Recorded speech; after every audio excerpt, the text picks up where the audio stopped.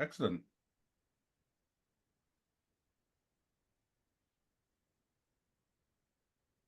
How's the family? How's everything back home?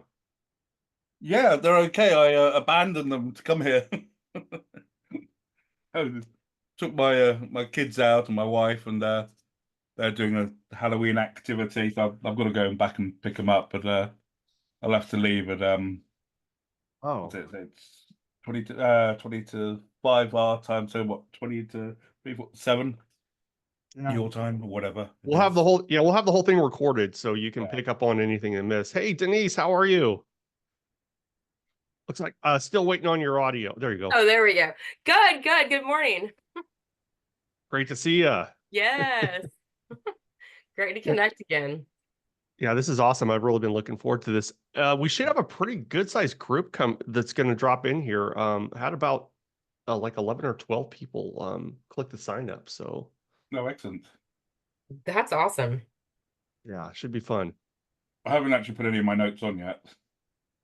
Oh, that's the whole thing is like this is just supposed to be a pretty casual, just kind of working session together. It's like let's just sit down and figure this out. Well, Yeah. the idea was to do it, but my boss decided to go on holiday and dump everything on me, which I wasn't planning. I have to, all right. Here comes the man with the plan.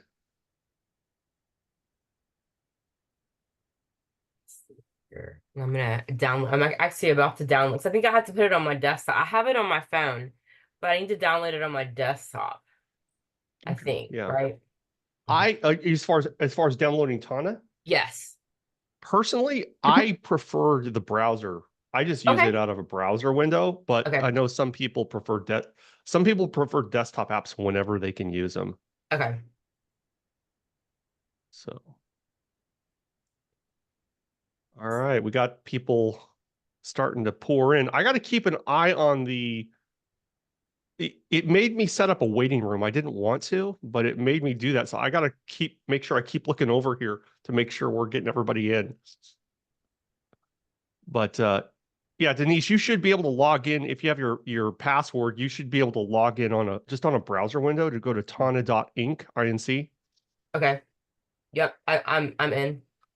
The other thing I like about having it in a browser window, I use Chrome, is I sometimes duplicate it because there's ways you can do split windows, but I like to just have like, I don't want anything to change here. I just want it just like this. And I right click duplicate and I have like two instances of Tana going. In fact, I'll probably be doing that this morning as well. Okay. Okay. We got Fis and Julie coming in. Fis, you're still on mute. I don't know if you had the audio. I'll hit there's a little ask to unmute button for Julie and for Fis. I'm going to Yeah. be showing off the fact that I'm a Zoom newbie here because I used. Hey Fis, how you doing, buddy? Hey Aaron, doing good. Hey Denise, Hi, Paul, Evis. Julianne, Hey. good to see you all. Yeah, we were just getting kind of seated and started here. I figure we'll probably wait till like 10 after, because this is for some people here in the US, this is kind of a rude hour. I I mean, like on getting up. Saturday.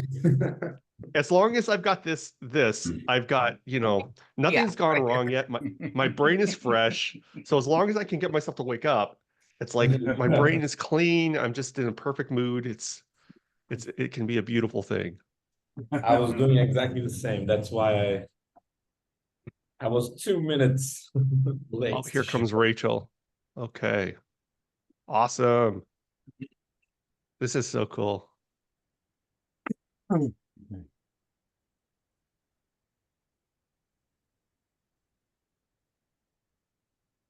again, for anyone that needs to like leave early for any reason, totally fine. We'll have the whole thing recorded and we'll send it out to everybody. And then we're gonna try to get some buy-in on what's a good regular frequency to do these that's manageable. This had to stop me because I'm like, we'll do this every Saturday. I'm like, no, we're gonna burn out. We try to do that. So Yeah, in the that's meantime, something we'll take a vote at the end. while we're still prepping, if you want to make me a co-host, Aaron, I can help you. Sure. with- I don't know. Are you ready to handle that kind of responsibility? I I mean, maybe it's like you're pretty turned responsible. 30 last Oh, week. okay. All right. So I'm Then yeah, definitely you can. ready, okay? You All turned right. 30, crumbs. I can't even All remember right. when I So was 30. I see something that says make host. It says I can change the host to Fist, and I got to figure that out. Hey, good Oh, morning, yeah. Rachel. You can make me a co-host. I think Yeah. Good yeah, morning, I'll have to. Rachel. Welcome. Hi, how are you? Doing well. Glad you made it. Yeah, I just want to let you know I may have to hop off a little early, but I'm gonna stay on as long as I can. No, I'm that's kind great. of You know, yeah, we've been talking about the fact that this is kind of like one of those office hours things that we know that people don't have. I mean, everyone's divided on their time. And so the reason we stretched it to 2 hours is just so that we'd have enough window to pick as many people up as we could, and then so we'll send the whole thing out as a recording when it's over so that you can pick up any parts that you missed. And I was saying a minute ago that we'll also be trying to get some votes from everybody on what are some good other time slots and frequency of how often to do it that's going to work for people, because we want to see this kind of the more frequency we do it over time, I think the more we'll all get out of it. awesome.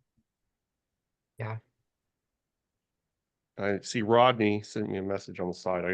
Message.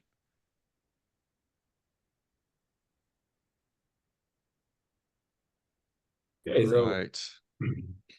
Oh, he's in the waiting room. He's like, why won't you let me in? Okay. We got him coming in now. Okay. Hey, Rodney. Hey, Happy early Saturday morning. happy early Saturday. Mad Well, respect for getting up at 7 a.m. to be with us. well, good Yeah. afternoon, Mike. Good afternoon. What time is it in the UK, Paul? It's 3:10. Oh, awesome. Fantastic. All right. Yeah, so we'll wait a few more minutes. I think we might have a couple more people trickle in because I did have some more people sign up, but we may have people that join, just like we have some people that need to go early, that we might have some people that come in while we're going. So we'll just kind of figure it out. And I'm hoping Julie can hear us because I put the ask to unmute, and I want to make sure that Yeah. she's. I can hear you. Oh, you're here. Okay, I Oh, didn't know if hey, you. Julie. Cool. Yeah, hi. No, when you like pinged me, the ask to unmute, I was still figuring out my audio. Well, you know what? I'm going to be, like I said, I'm going to be the Zoom newbie today. I'm still trying to figure out how to make Fist a co-host right now. It's really embarrassing. And Oh, I didn't know yeah, if huh? I didn't know if you were going to do video or not. But your video's not on right now. But it's okay if for anyone that Oh, doesn't yeah. want So to do if you want to video, make that's your choice. Fist a co-host, click on participants. Then on the participants list, there's put your mouse over his name, and then the word Yeah. more will show up There on we the right. go. You got it? Yeah, there we go. Awesome. And it says, so I get to make him the host. Let me Oh, you just, don't have make co-host option? it doesn't show up. Maybe that's in the super duper version. And I You have a only free bought or a the, paid account? I have a paid account, but I don't know if it's on tiers. Oh, just- you know what? Let me just make you the host, Fist, and then that works too. let's. Oh, and I have the ability to reclaim host. So if you abuse your power, I can click this button and just pull it all away. It's like, no, you're abusing the system. You can't do that to us. So I guess that works. All right. Well, okay. Well, I think we have enough of a quorum to go ahead and get started and do some stuff. Fizz and I were talking about this yesterday. We want to make this like a working session and keep this casual, and get like as much input as possible from everyone that's here. So that's the main focus. But as far as how to use the time, we were kind of thinking that like the first half, like if we have like divide it into chunks of these 2 hours. The first half, we want to make sure that we kind of show what's some demo of what's possible, and not that anyone has to take it to that level, but just to show like the range of stuff that can be done. And then in the second half, it'd be all just kind of working session stuff, like everybody just start doing your thing. And if anybody's stuck and they need help, we can do individual breakouts to say, hey, I don't know how to use this stupid thing, this interface, and somebody show me, and get like all the kinks out. So there's no Robert's rules of order here, so just like interrupt if you want to talk, because I think if we had like 30 people here, that'd be a problem, but this is like a perfect size group to just like hang out and talk and try stuff. So with that, I wanted to I had two things I want to say just real quick, and then I think we'll go more interactive mode. So I'm going to see if this is going to let me share my screen real quick. Let's see. Do I have that? Oh, I have to send a request to Fist now. Yeah, see how that happens? Because I gave up the power and now he has to say yes. But I'm quick on the trigger here. Don't worry. Okay, so let me pull this up real quick because I just had a couple thoughts that I'll make sure I don't risk going too long on. Okay, so back to the just like the idea of what we started with the Tana code experiment. It all came out of the intro session with Tiago, where he was walking us through all these sessions that like were going to be there, and all these like mad, crazy, famous speakers. And like the chat starts going wild with everyone completely panicking about the choices they're going to have to make. Like I have to choose between Ryder Carroll or Sonke Aarons or something like that. And it's just like an insane number. It's like I looked at the speaker count versus attendees last night, and it's like there was like one speaker for almost every 10 or 15 people there. It's like, I mean, it's just this massive amount of stuff that like there's no way any of us could get to see it all. But then it's like, wait a second, we've got the right group of people here. There's technology with things like Obsidian and Tana.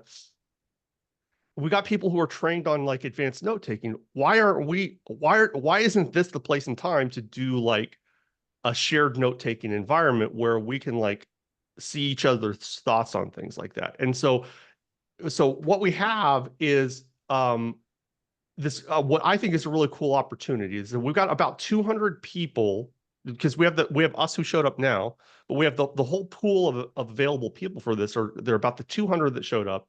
They're all highly motivated learners. I mean, look, it's like I drove up from San Diego, so that's like 90 minutes away. Rodney cheated. He like could have walked there basically.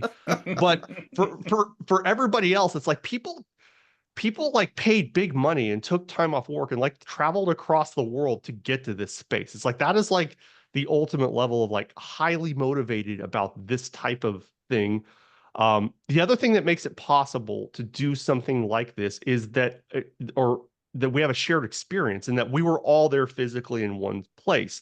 And so if you try to start a user group online where people don't know each other very well, and we don't know each other really well yet, but we all have a shared experience as a base to like build off of like we were in the room together, we had some conversations together, or we at least heard the same speaker and we're excited about it. We come from a lot of different backgrounds, a lot of different perspectives, and we're all versed in different ways of doing advanced note taking and sense making, about like taking an idea, making the notes our own, building our own second brain. And then like people like us who like even after that's over, like you guys came on like on a Saturday and you're like willing to entertain the idea of navigating through a brand new software. So it's like this is the group of people who could try something like a shared note-taking environment. And I really see it as a possible future way of working that really hasn't been explored much. And so we could be kind of on the ground floor of doing that kind of thing. It's kind of like, imagine if we all of a sudden we all woke up with telepathy, and it's like all of a sudden I could read your thoughts across the world in a complex way. There's a part of your brain you decided to share with everyone else, and I can see your thoughts and I can highlight them and you can see mine, and we're like building, we're building a third brain or something like that. I don't know what you want to call it. So I have this vision in my mind of something that it just feels like it's possible, and it seemed like the right moment, the right time. And so what we can do with this is we can change the way time works. It's like I want the Second Brain Summit to like keep going. And so like in my mind, having conversations with people who are there and they have distinct memories about it and they're sharing their notes, it's like getting to a like extended session of all the stuff we were learning. And also there's a bunch of sessions I didn't get to go to that I want to hear about from people. So I'm excited about the possibility of reading other people's notes, hearing their explanations about them, and then just kind of seeing where that goes in this shared knowledge environment. And not to make too much of it, but when he talked about the Solvay conference, it's like we have kind of our own version of some specially motivated people here, and my hope is that everybody could use this type of activity together to kind of be an incubator for your own ideas. That if there's something that was driving you to spend money and time to go there, and my hope is that we can extend that in this environment to help you keep working on whatever your intention was that you'd selected during the conference. So I told that's my very long elevator pitch for the why about this. And so I just wanted to share that part and get that part out of the way. So I'm going to turn off the share now and we'll start figuring out where to go next. Fizz, what do you think? I think we could go for like a 1-minute round of everyone sharing their highlight I like that. from the conference, because that could get the juice flowing and juices flowing, and we can have that feeling of what was actually the most transformative for each of us, and then as a collective as well. What do you think? Yeah, that sounds great. And hey, Frank, just want to say hello. You didn't miss much so far. Glad you made it. We just kind of did a little bit of an intro piece, and we'll have the full recording at the end if you want to jump out, or if you need to leave early, you'll get to catch it all. Yeah, how's everybody feel about that? You want to do like a little mini lightning round together and kind of talk about what you liked or what your FOMO came true on, what you missed, or something like that? Yeah, I think we could go for the highlight and maybe a quick FOMO. Maybe basically we can write a prompt to help. So I'll send that in the chat. So Good idea.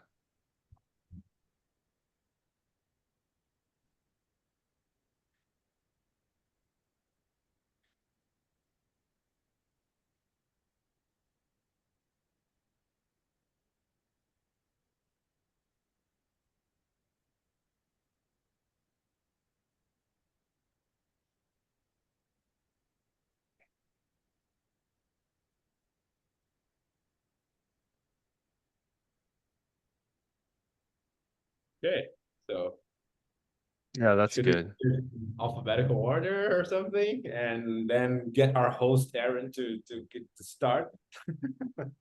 I just don't want to dominate all the talking. I'd gladly go first, but I have a problem of over talking, so I'm gonna try to make myself shut up a bit. Well, I'll jump in there if you want me. Please do. Thank you, Paul. Yeah.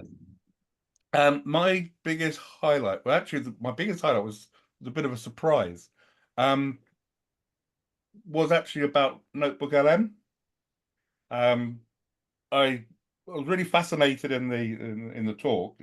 I didn't feel that open to AI when I first went there.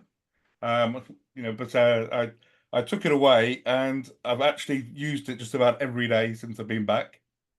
I've got a trainee at work. I've spent 2 days scanning a load of textbooks and all of my notes into it. And now every time he pesters me for how do you do this, I just say, go and ask the notebook, or I've created a podcast for you to listen to. So it's been brilliant. But there was also quote, and I think it was Rachel who said it, that about treating AI as an intern, and then you've got to educate the intern. I think it was Rachel. And there's a few people who, like me, were sort of AI skeptics, and I've used that quote on them. They've gone, interesting, and they've completely reworked how they're looking at AI. So those were my, I suppose, my two biggest takeaways from it.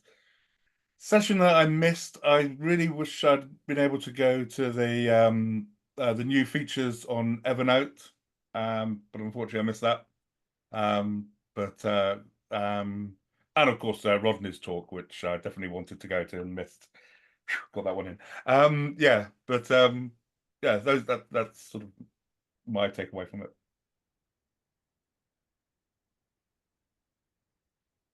And I'll pass it over to Denise, as I could. It's like hot potato. Very good. Kind of like back from the old clubhouse days, like where you pass it back. Yeah. So I came all the way from Florida, which I mean, I was so excited to come and just meet everyone and just be around like-minded people. Like I feel like when you come to these events that you truly find like your people that you may not meet in your daily lives, but this is what these kind of events create. And my biggest takeaway, I think, was just, I mean, there was so much to take in. And now that it's been kind of a while, I'm glad that we're doing this. But it was that you really have to just like, you have to commit to an app and then just be committed and go for it. And there's no really perfect way. Like it truly is about what fits you. And then I went to the couple that spoke. I thought that was really neat when someone asked them, well, what do you do when you switch systems? Like, do you transfer it all over? And he actually said, no. Like, it's like, I don't really like it's there in whatever system that he used previously before Notion. And sometimes you just have to like let it go, like let all the files go. And I'm kind of dealing with that right now because I literally have 3 or 4 different OneDrives that from other work accounts that I need to just like realize that is lost time and it's not even worth transferring it over, but that I'm still trying. So, and then my fear of missing out, like I definitely wish I would have gone to Rodney's session when we had all the breakouts. So maybe Rodney can share a little bit of his wisdom today with us. And so with that, actually, I'll pass it to Rodney. Thank you. All right. Biggest highlight for me during the Building a Second Brain Summit. That would probably be Anne Lore's session. Can't remember what it was called, but scientific methods of changing your life, something like that. I think she should have called it Tiny Experiments because when I looked in my notes for it, I couldn't find it because it did. Oh, I did find it, but when I typed in Tiny Experiments, I'm like, why does it have this title? But anyway, because that was the first thing I used from the conference, and I've launched a couple Tiny Experiments, and it's actually really useful, because when you try to change something like a behavior, sometimes you just launch into it and you haven't had a chance to you haven't really set it up. Am I learning from this? Am I, how many adjustments do I need to make? But when you actually set it up as an experiment and measure it, then you go, oh, this plan is actually not working that well, really, really early and fixing it. So anyhow, that was super duper useful. So, that's my highlight. Something else I really enjoyed learning, I did like Rachel Wood's session on AI. I actually still haven't used as much of what I got from her as I was thinking I was going to, but I haven't just set down to do it. But I really loved her actual explanation of why AI does what it does and why it gets poor results sometimes and what you have to do to make it get better results. And sessions I wanted to attend, I literally forgot which sessions I chose not to attend, but I would have wanted to go to Billy's session, even though I've read his book and I have his 5 light bulbs course, and I've even taken his 5 light bulbs AI course. If you guys don't know who Billy is, he's the one who wrote a book with Tiago called Simple Marketing for Smart People. So I really wish I could have gone to his, but I think his session was the same time as the one I was delivering, so I couldn't obviously go there. And the other one is I did want to go to the Evernote one just because I just love to see what they're up to. Because I use Evernote and I've loved all the changes they've made, and I would have just been cool to hang out with Evernote people just to see what's going on there. All right. So that's it for me. And let's see, we'll go on to Rachel. Hi, really glad to be here. And Rodney, I'm sorry that I didn't get into I went to your session and then, it just wasn't a fit for what I was looking for at that point. But I went over to Stacy's Evernote session, and that was pretty awesome. There was so many highlights from the conference, and I guess I'll just three in particular. One that was just an aha moment for me was that with the method, I always felt as if I had to be an expert and really love all of the sections like projects, areas, resources, and archives. And I felt as if some of them are just not so loved by me. And what the aha moment was, that's okay. Like, I really love projects, and projects have had the most impact on my life. And so it's okay to really love just that one section. I really loved Writer's Talk. Gosh, he was so good. And just a reminder of such thought and intention and why. Why are you doing this? Is this really the right system for you? And he talked about that in our culture, we're really measuring ourselves towards this horizon, like what's in front of us and where we're going to, when really sometimes we could just take a moment and look backwards and see how far we've come. And so that really resonated for me. I wish I went to every session, but the third thing actually that I did want to share was Denise, you had mentioned the couple that was talking about the digital permaculture. One of the things that really came through from them is the fellow, he was talking about resistance, and that he noticed a lot in his life that he had resistance to something, and it made him pause, like, why am I resisting this? And so that question has really stuck with me in many things. If it's coming up against something, it's like, why am I having resistance to this? And so he's able to turn that around into something that was super positive. The session that I really wished I was able to get to was Sanke's. I heard that was pretty intense. So I will hand the baton over to Frank.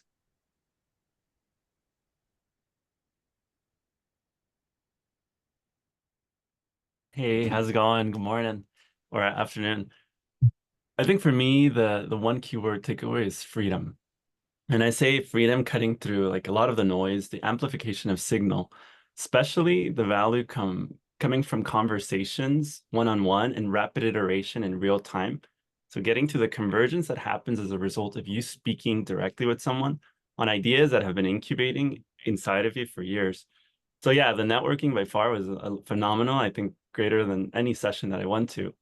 But I will kind of jump off what you shared, Rachel. I really enjoyed the intentionality and in a way what I've come out with, like from, for example, writer's session, and also Nick's, right, with the network thinking and the lack of, or maybe more validation on the ideas that I've been leaning towards, which it's more about the individual and not the tool. So my takeaway from this is I've come out with this desire, this really obsession to try and collapse the second brain journey to the least amount of time possible, so that you don't spend years and years searching for the next tool, because there's a sequence, right? And this insight came as a result. You start off with Evernote, then you're gonna go into Notion, and you're gonna get tied up with Notion, and you're gonna continue with Obsidian, and then after Obsidian, you're looking for the next tool, and there's always gonna be a next tool. But when you abstract yourself and you see that it's really about yourself in relation to these tools and your relationship with information, like that was validated clearly. Then you just jump to the end and you save yourselves 5 years in the process. And that's kind of what I was excited to discover. So having these conversations, and since the summit, being able to have them even further by bringing in these ideas that just amplify, that was a great takeaway. And it was also really exciting to see others like you, right? Like we're validating each other, we're seeing one another, but also I've just come out with a stronger drive and force of making this useful. Because you can, coming from a background where it's like 10, 15 years of just learning, reading everyone's bestsellers and just saying like enough, right? Like there's a time you choose yourself, and that's what this process is. So I think it's even bigger than a second brain, because I don't think it does it justice to the power all of us have as individuals. So yeah, and this insight or this kind of understanding leads me back to where I started, right? It's about freedom, and that freedom from the limitations of your own ideas, the limitations of your fears, to get to the point where expression is as natural as you being, right? So I thank the Second Brain Summit for that. And yeah, it's exciting. So that's just a little bit. Let's see. Paul, you shared, everyone shared. Is it Julie? Yeah. Yeah, I can go. Also, real Uh, quick, just introducing Kwame jumped in while we were in the middle of our last talk, and so we were just, hey, good morning or afternoon or wherever you're at, but we were just kind of going around. Fist put some questions up at the top of the chat. Was what was your biggest highlight from the summit? Something you were surprised or excited to learn? And then a second question: what session did you most want to attend but didn't get the chance to go to? So just want to make sure you're in the conversation, and then we're doing hot potato pass. When someone shares, then they throw it to the next person who hasn't gone yet. Sounds good. Thank you. Spoiler Yeah. alert, you're next, Kwame. I'm next. All right. Hot off the press. Well, good morning, everyone. Sorry, I'm a little bit late. Actually, Nice. it was Denise, it was Julie that was who had the hot potato, Oh, sorry. right? After Julie, you're next. Sorry about the oh, yeah, confusion. yeah. Frank passed it to me. I think I did the like a summary that Luke had shared in Circle, and the takeaway, like the overarching takeaway that I wrote was the Second Brain Summit proves that in a world of excessive information, insight is still golden and experience is evergreen. And I think like that just like goes into a lot of what Frank was just saying. And one of the like key phrases that I always go back to is something that Tiago usually says in his closing remarks of classes or even at this conference. He always asks, who can only you reach? And like being reminded of that is like a really big driving force. So the summit happened for me right before I started a new job. And so like it feels nice to like return back to it, because I feel like it's been a lifetime since the summit happened. So yeah, I have like being reminded of that question, who can only I reach? I feel like I'm like carrying that through my life right now, and a lot of that is because of the experience at the summit. And so now to Kwame. Thanks, Julie. Hi, everyone again. So I'm coming at this a little bit cold here, but I guess in terms of, and I haven't really done a proper digest of all the phenomenal content that was presented. I really, need to do that, because I think that'll be a very helpful exercise for me. But in terms of the big takeaways, yeah, I thought that, as people said, the people networking was phenomenal. Literally most people I met were inspiring in some way, whether it was at the conference or during our little after party that Aaron and Fizz kindly organized. It was another really great opportunity to meet people and actually see them in action. So that was phenomenal. I think another takeaway for me was that came up in some of the talks that I attended was the why, like really emphasize before getting stuck, because I have a habit of getting stuck into the weeds and into rabbit holes, as some of you may as well. And it's a really helpful exercise to just take stock and say, okay, why am I actually doing this? And I forget exactly who, but I think it was August Bradley was one of the people I think I attended, and some of the other people who kept going back into ask yourself sort of why you're doing this. it ends up being a great productivity tool for me because, as I think someone else mentioned, it ends up saving a lot of unnecessary time. So I think that was a big takeaway for me. Some of the sessions that I wish I had gone to and didn't were actually some of the note taking app ones, like I think Notion and a couple of these other apps. I actually would have enjoyed kind of learning and seeing what those apps are doing. I just stayed more in sort of the non app specific talks. The other talk I wish I had gone to were talks that didn't immediately appeal to me, but by virtue of not appealing to me, actually are probably useful to me, if that makes any sense. And I remember there was, I think, the second day podcast recording of an interview with the lady who emceed, who I thought had actually had phenomenal energy. I forget her name, but the lady who was emceeing the whole event. I think she was being interviewed about her life journaling journey, and it didn't immediately like jump to the top of my list of talks to go to, but actually a talk like that would probably be very useful for me, precisely because it covers something that I don't think I'm directly interested or involved in. So I think that would have been an interesting one, and there were a couple of others like that I didn't end up going to. So in terms of maybe wrapping up the highlights, yeah, for me, the network note-taking, the panels on the first day, as well as the Nick Milo's talk were really eye-opening for me in terms of thinking about how I can use these tools. And some of you obviously spend a lot more time thinking about this already than I have, but this was really kind of novel ground for me, and it really was eye-opening. And that's one of the reasons why I find this particular Tana experiment so interesting, because I think the app seems to take the network note-taking to like a whole different level. So that was definitely something I was very interested in. Two other sessions that came to mind that were interesting was I thought the AI sessions were also phenomenal. I went to that workshop about AI cloning. Like, my goodness, like there was another eye-opener in terms of applications and use cases for AI, particularly when I heard that one of the AI clones was making someone like $60,000 a month or something. It's just like, it just sounds crazy, but that was interesting. And then the other one that was interesting, which kind of harks back to a hobby I had before.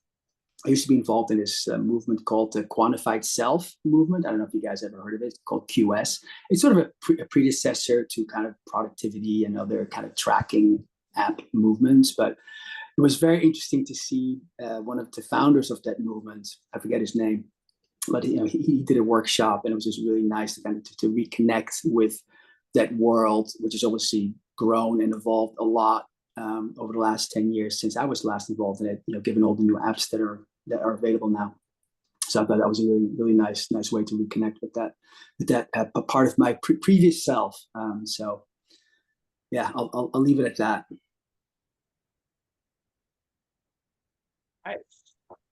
I also want to share my insight. So I think I'll jump on, and then I'll move it to you, Aaron, if you want to complement with yours, or if you just want to lead us into the next stage. But to me, I saw so many people here mention the why, right? So Rachel talked about this, Frank mentioned it, and my biggest insight was related to this.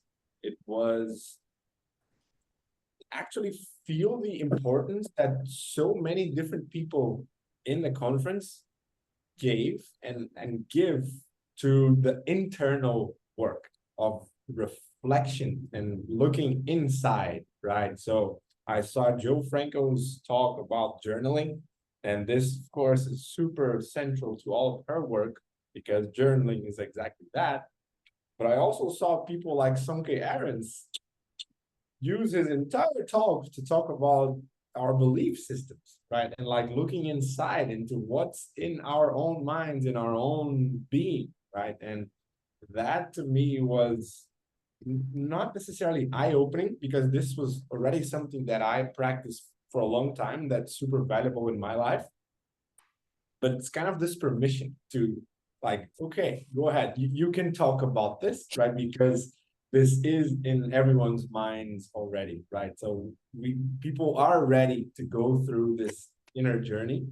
And this was this huge breakthrough and kind of insight to actually see the importance of this and acknowledge that people need this. Many people really need this to look inside, because that's the path to find your why, right? Because we can't know why we're doing something if we don't go through this process of reflection and looking at who we are and what's been our experience throughout life in the past, what things we want to look forward in the future, and so on. So to me, this was it. And about the session I missed the most, without a doubt, August Bradley's session, because I'm absolutely fascinated by this man. And I, of course, had the joy to be in Sonke Aaron's talk while that was happening. So nothing to complain about, but I definitely would love to be at August Bradley's session as well. That's it. What did August Bradley talk about? Kwame, I think you were there. Do you want to answer that briefly, or someone else who was there? I don't know. No, I think, yeah, it was, again, I'm going back a bit, guys, but I think it was really about goal set. It wasn't about goal setting and having a framework in place to reach goals. And I think there were some, actually only went to half of it, but I think, some people volunteer to be taken through a goal setting exercise. I might be off here. It might be mixing up talks, but I think that was his talk, and sort of a very practical framework of goal setting and how to actually achieve those in a step-by-step fashion. Yeah, that makes sense. And by what I know from August, he's super big on the vision, right? So it's probably also related to setting the right goals and kind of having everything connected in a vision, right? He has his system of everything kind of top down, always connected to your purpose in a way. So that makes sense. Yeah. And Aaron shared the description here in the chat as well. Yeah. Power of Tana. I had that at instant grasp. Yeah. How about you, Aaron? Do you want to share? Do you want to? Well, I'll share. I just like I love hearing all this stuff from everyone. And this is why I wanted to do this, because just anyway, it's great. So let me get myself up to your questions. So your biggest highlight from the Second Brain Summit, something you were surprised or excited to learn. Okay, so I actually went to Joe Franco's talk on journaling just because Fist was going, and we hadn't had a chance to like talk yet. And so I skipped out on another one. I don't even know which other one I skipped out on. But when we sat down for it, it's like she is cool. I mean, she's just like, she's got like such a like warm energy and vibe, and she's great. And so, but the thing with journaling is I have never been a journaler, which is really weird being an avid note taker. And so kind of like Kwame is saying, it's like it's sometimes it's not the things that you think you're into that oh, that's what Fist says, because she's Brazilian. That's why she's cool. Okay. I see that. I see that going on. Yeah, like Kwame was saying, some of the things that don't appeal to you might be the thing that unlocks something for you. So, for me, I started thinking about it as it started talking, and she's giving these journaling prompts. I'm like, I love that people do that. But what I started thinking about is like, there's something for me that I hate my inner monologue.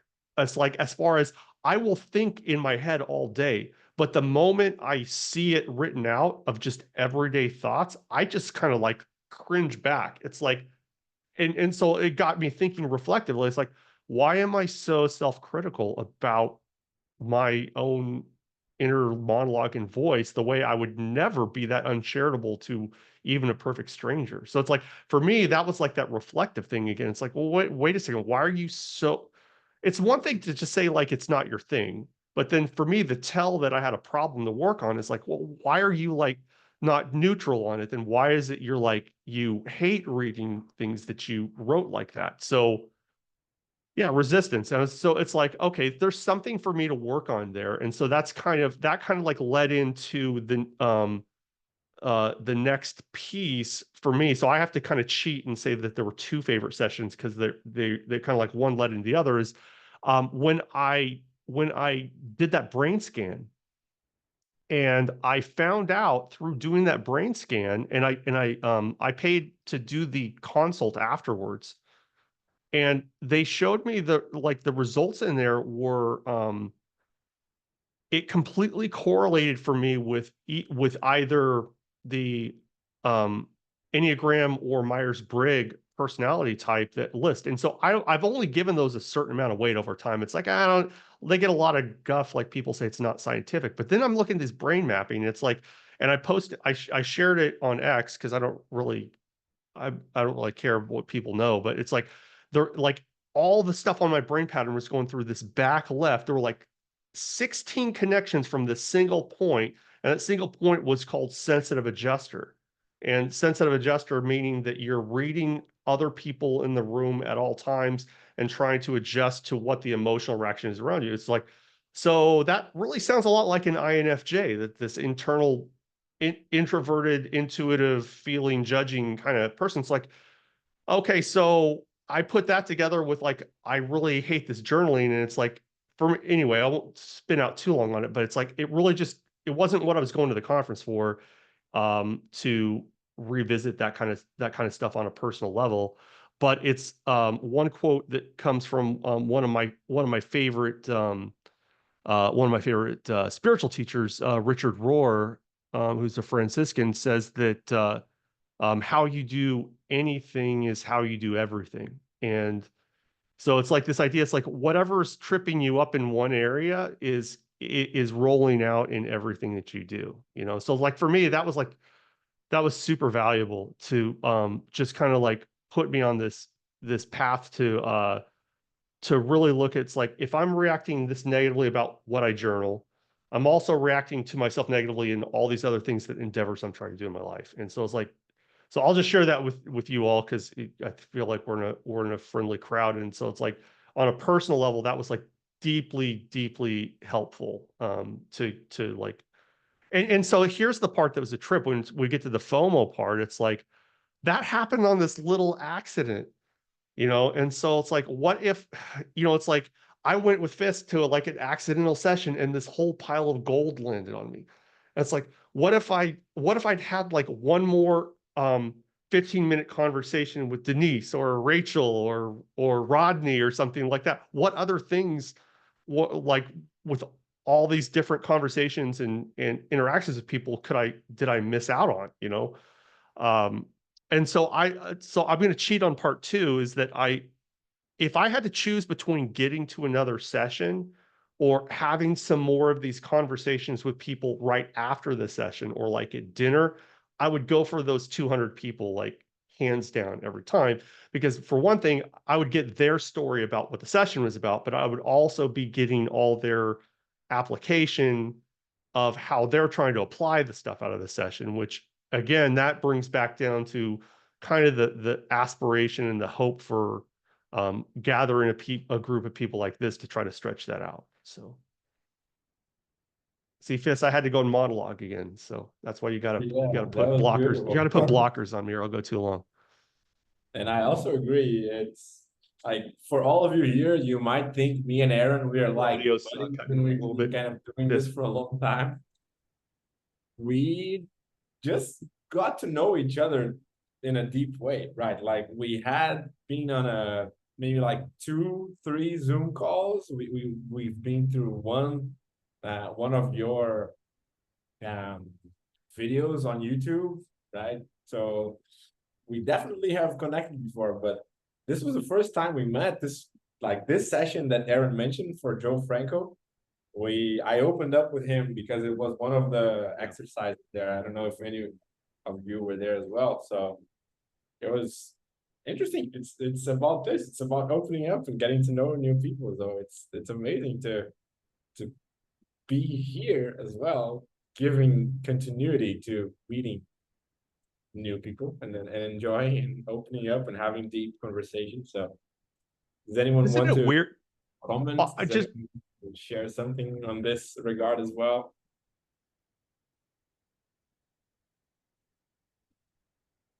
Or if you want to make that comment, Aaron, and then well, we'll I was just gonna say, isn't it weird trying to describe what the conference was? Because it's like I tried to tell people like, oh, it's a tech conference, but no, it's a journaling or reflection conference, or it's like, oh, it's actually a philosophy and neurology conference, or oh, it's a book. It's like, what is this thing? And it's like, I know what the thing is. I just don't know what to call it because it has like, and Tiago mentioned that it's like this convergence of a lot of these different things that they seem kind of related, but my daughter just calls it my note nerd stuff. That it's like I'm just going to my note nerd thing, and she's like, oh, okay, yeah. But what do you guys call it? Or back to Fiss's question, if you want to answer either one, um what do you guys think? What does that guys trigger you guys to think about?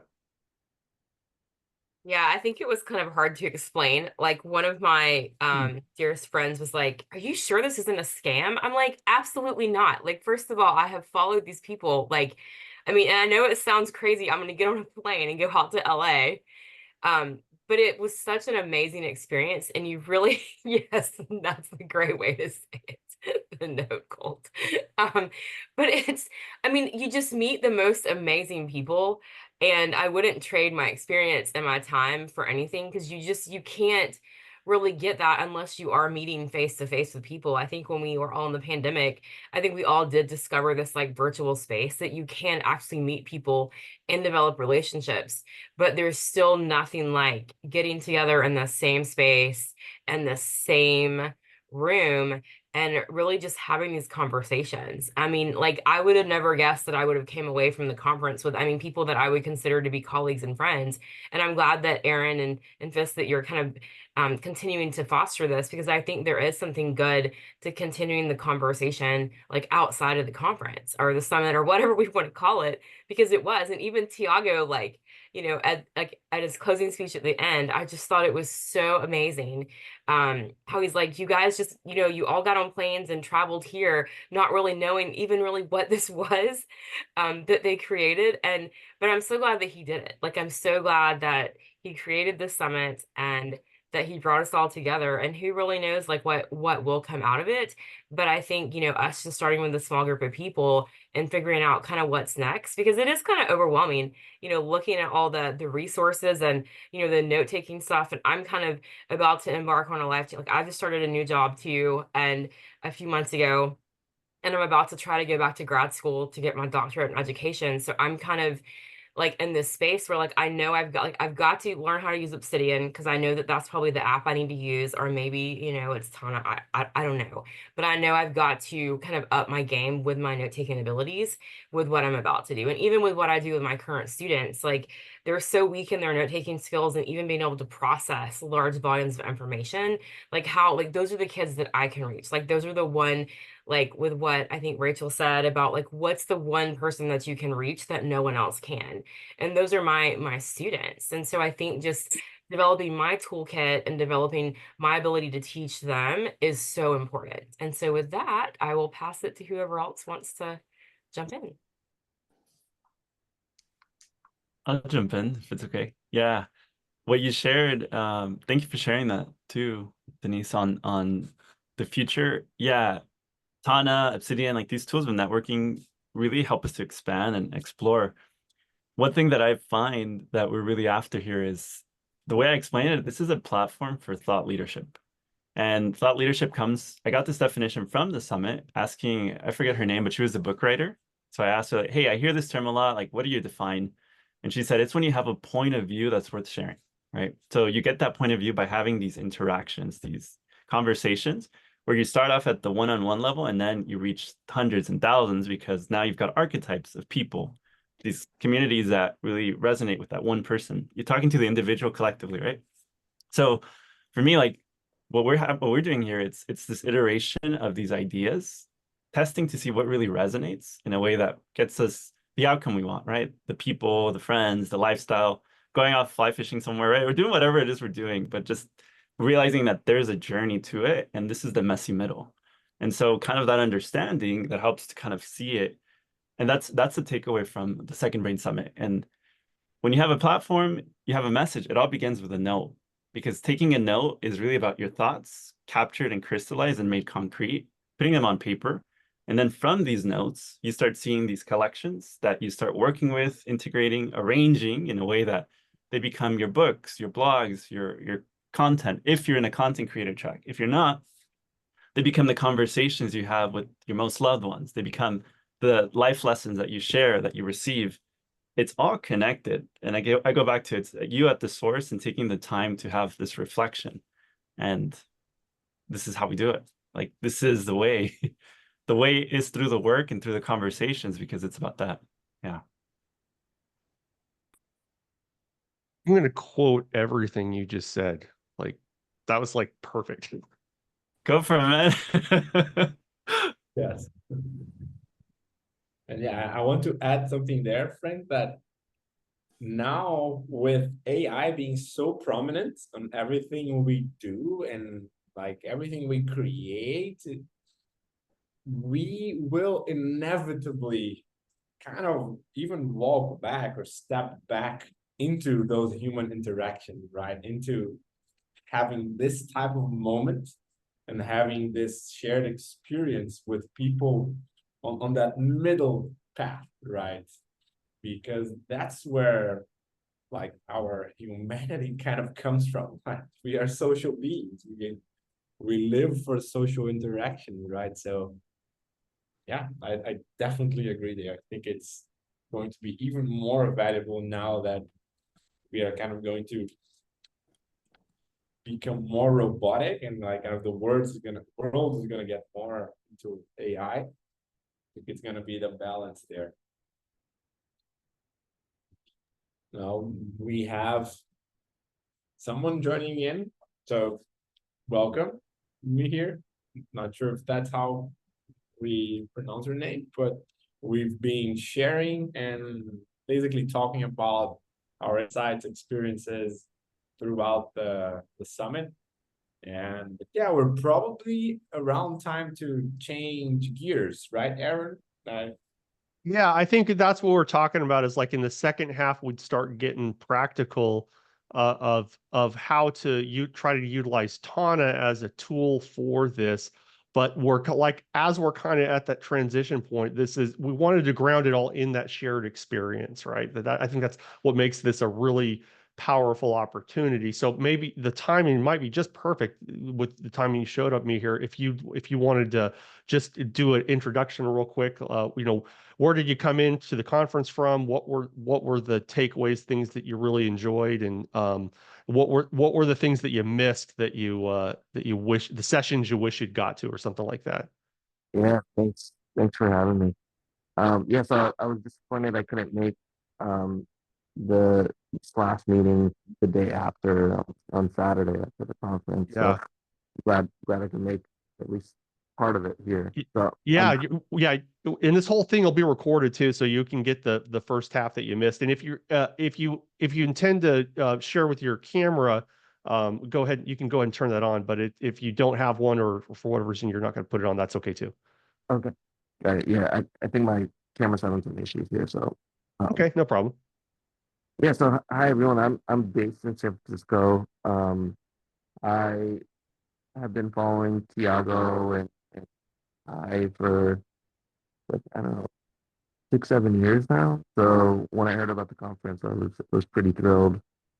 I work in the energy space, clean energy. So I support developers of clean energy infrastructure. So think, um, solar, wind, are kind of like the more generic type of projects.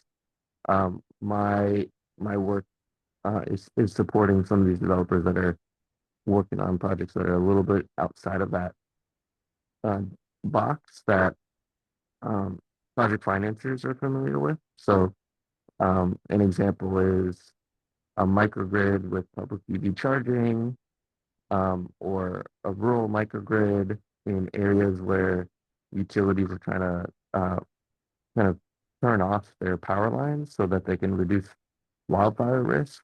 Um, And then another was like a company I'm working with is developing projects that are taking landfill biogas and converting that into electricity. So um, for me, kind of one of the biggest intentions behind implementing a second brain is to take a lot of the knowledge and learning that I've been developing, working with these clients and trying to turn it into content. And so whether that's like a blog or a podcast, I've got all these kind of notes and topics. And so just like getting to the expression stage has been a bit of a challenge to try to get organized. So that was kind of the intention behind going to the conference. And so um, yeah, I was uh, pretty excited to learn a lot. There's definitely some sessions that I wanted to get to, but couldn't.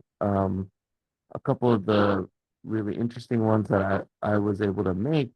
Um, so I forget the guy's name, but he was talking about kind of self measurement and running experiments on yourself. So he started this community about um, kind of taking charge of your own um, data, essentially. And so he gave an example of how he was having some heart problems and, basically got these devices that would measure different variations in his heart because, some of the tests that the doctors ordered uh, would only do so in that specific amount of time that he was with the doctors, right? So he wanted to have like a wider swath of data to see what patterns might emerge, and then kind of use the doctor's expertise to support whatever hypotheses or conclusions you might derive from the data, but not just rely on them exclusively. So I thought that was really interesting. And then he gave a few more examples, and they have like a meetup group. So that was pretty cool. And then another really cool thing that I got to experience there was I got an EEG, and then kind of the resulting um, reports and a little bit of the insights related from that report were very fascinating as well. So couple learnings and sharings, but yeah, I actually haven't reviewed a lot of my notes since the conference. So um, I think this call will be an excuse to get back into it. It's great. So I think what we have now is now's a good time to turn to the Tana portion of this. We kind of like talked about that shared experience that we're all grounded in. And one thing I wanted to mention, because we did have the conversation talking about like the how to, the paralysis of the different tools that happens, and that's a real thing. And so one of the things I want to talk about just briefly before we get into the specifics of Tana is, uh, I mean, the groundwork was laid for us perfectly by Nick Milo's keynote when he talked about a different type of note taking that is beyond lists. There are a handful of different platforms that do this type of network note taking that make clustering possible and um, those type of things. Uh, Fis and I are both heavy users of Tana, but you could also do this type of thing with Obsidian, with Logseek, with Roam, and some others. Uh, the kind of like there's something called backlinks, which is kind of table stakes now that you'll see backlinks everywhere. But there's some things that we're both really excited about in Tana that take it to a deeper level that's a little hard to describe just because there isn't a whole lot of language around that yet. So what we want to show with the with network note taking in Tana is we want to show what's possible, but we also want to kind of couch this a little bit in or like with the idea that Tana doesn't need, we're not trying to pitch Tana to replace your note-taking system if you're already committed to one, because the worst thing you can do is jump around from shiny object to shiny object. And if you already have a system that's working for you, keep your main note-taking system. But at the same time, it's kind of like a worker with a tool belt. If you have a tool belt and you've got like a really good pair of pliers, you don't have to, you can have other tools in there. It doesn't mean that you're going to use other tools than your pliers for what you want to use.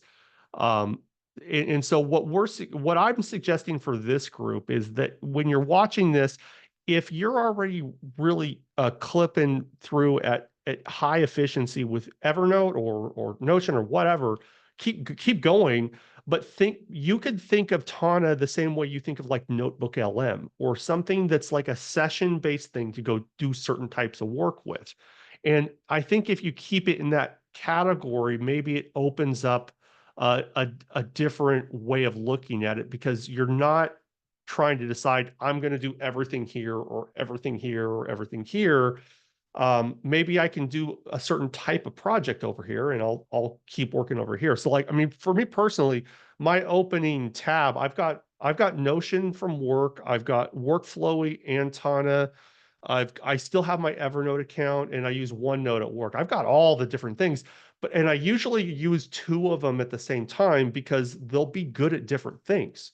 And so me and Fis are bullish on Tana, but there are things that Tana doesn't do that it doesn't do because it's a distinct specialized tool. But we at least want to we at least want to showcase what that is, but then give you the freedom that we're not trying to talk you into changing your central tool into that. Yeah, I see Rodney's comment. Workflowy is the gateway drug to Tana. I'll put it that way. That's kind of where that is. But what I wanted to show real quick, and you've probably, or I got to share my screen again if this will let me. Let's see if I get permission from him to do this. I'm going to go over to this. Okay, what I'm going to share on my screen here real quick. This is something that if you're used to Obsidian, you're probably familiar with the concept, but I think it's valuable to share just as a visualization of this is a JSON export I just did a minute ago of our Tana graph that we have in that shared workspace for this for the conference.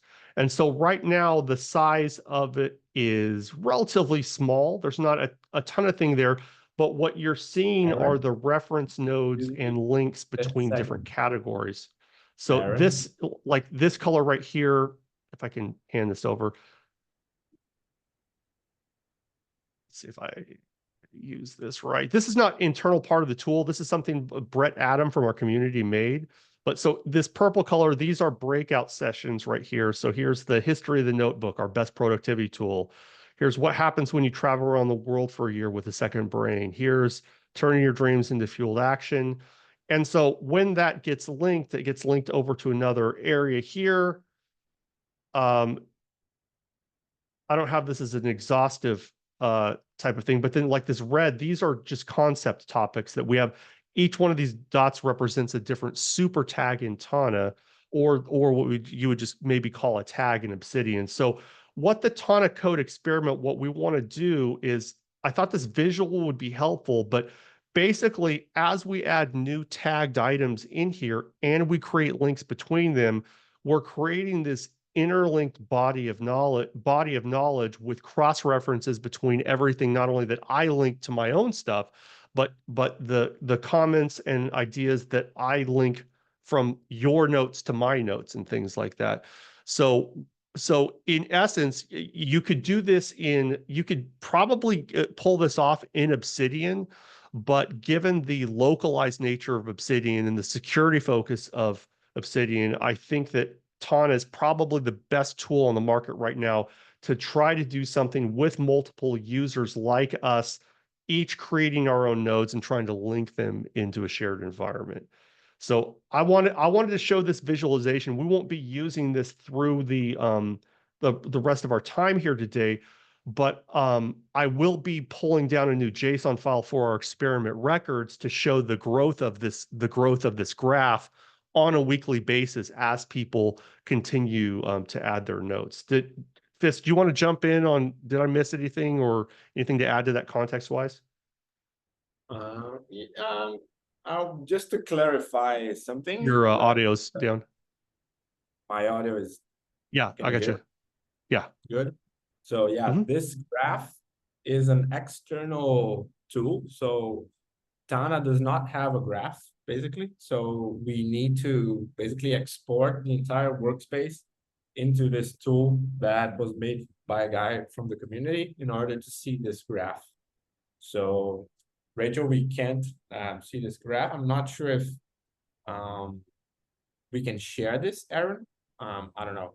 Or is I it have a section in Tana that where I'm at least pulling GIF files to it, but I can this graph is really only useful for a concept illustration right now. It's not it's a team add-on that was made, but it's really only useful as a conceptual tool right now to illustrate what's going on with a clustered like a network node environment, as opposed to having more of like a flat note environment that we might have if we're in say like OneNote or Workflowy or something like that. Is that a fair description, Fizz? Yeah. So yeah, when you go to this. So what I can do is I can show now, and I'm sharing screen, so you're gonna have to tell if we get chat comments. Just interrupt me, Fizz. I wanted to show this. So this is our homepage that we should all have access to, and if you don't, we'll get you onboarded to get you in here. Is that the center of gravity or the atomic unit in Tana is a node where Obsidian uses a text file as the atomic unit that gets linked. It's an individual node that gets linked in Tana. And so I have we set up each person to get their own node. It has its own specific URL. You'll see it at the top. And so we gave everyone just kind of like a home page to organize their own notes on, and you can organize it to whatever level you want. What is in here right now isn't very organized. And so I can add structure to this to try to group information together, but what's happening over here in the visualizer is not dependent on how I visually organize it, if that makes sense. So what I have in my page here in our workspace, like that you see, it just looks like a mess, but the links are where everything really lives. So what I would probably do, I'll just do this on the fly real quick, is if I go, I have notes, I have observations, I have different types of tags here. I want to make this into I'll select my notes and I want to just make that bold and underlined. I'm using an add-on that changes the colors, so your colors might not look like that, but it doesn't change anything internally what's happening in the graph of where I put these. And so I can just drag these to the right area. I could have extra spaces, but everything here is it's kind of like it's nodes, like bullet point all the way down. So everything that's in here is inside this top level node that you could see from the top level page right here. So everything that I put when I click on this or you click on yours,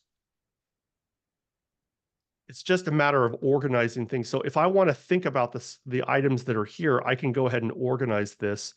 I have a tag called observation and a tag called notes. I'm not going to go through the process of getting this all organized just at this second, but I wanted to explain that. So what you can do is you can either expand a node by hitting the expander, or what I personally prefer doing, I like clicking on the node to remove everything else from view and then just hitting the back button. But here's a note that I took and I just tagged it as a note. As I had a great conversation with Scott Larson about the Mankind Project. It's something that he was part of. This rite of passage organization was founded by my teacher, Richard Rohr, and has a lot of crossover with our discussion topic of the hero's journey. So what we have a tag here that's a note. I created the note, and then it has these fields. If this was related to a session, I could link to one of the sessions in here, but this was a lobby conversation. If this was linked to a topic that's already exists, I'll link that because I think I have a note in here for the hero's journey.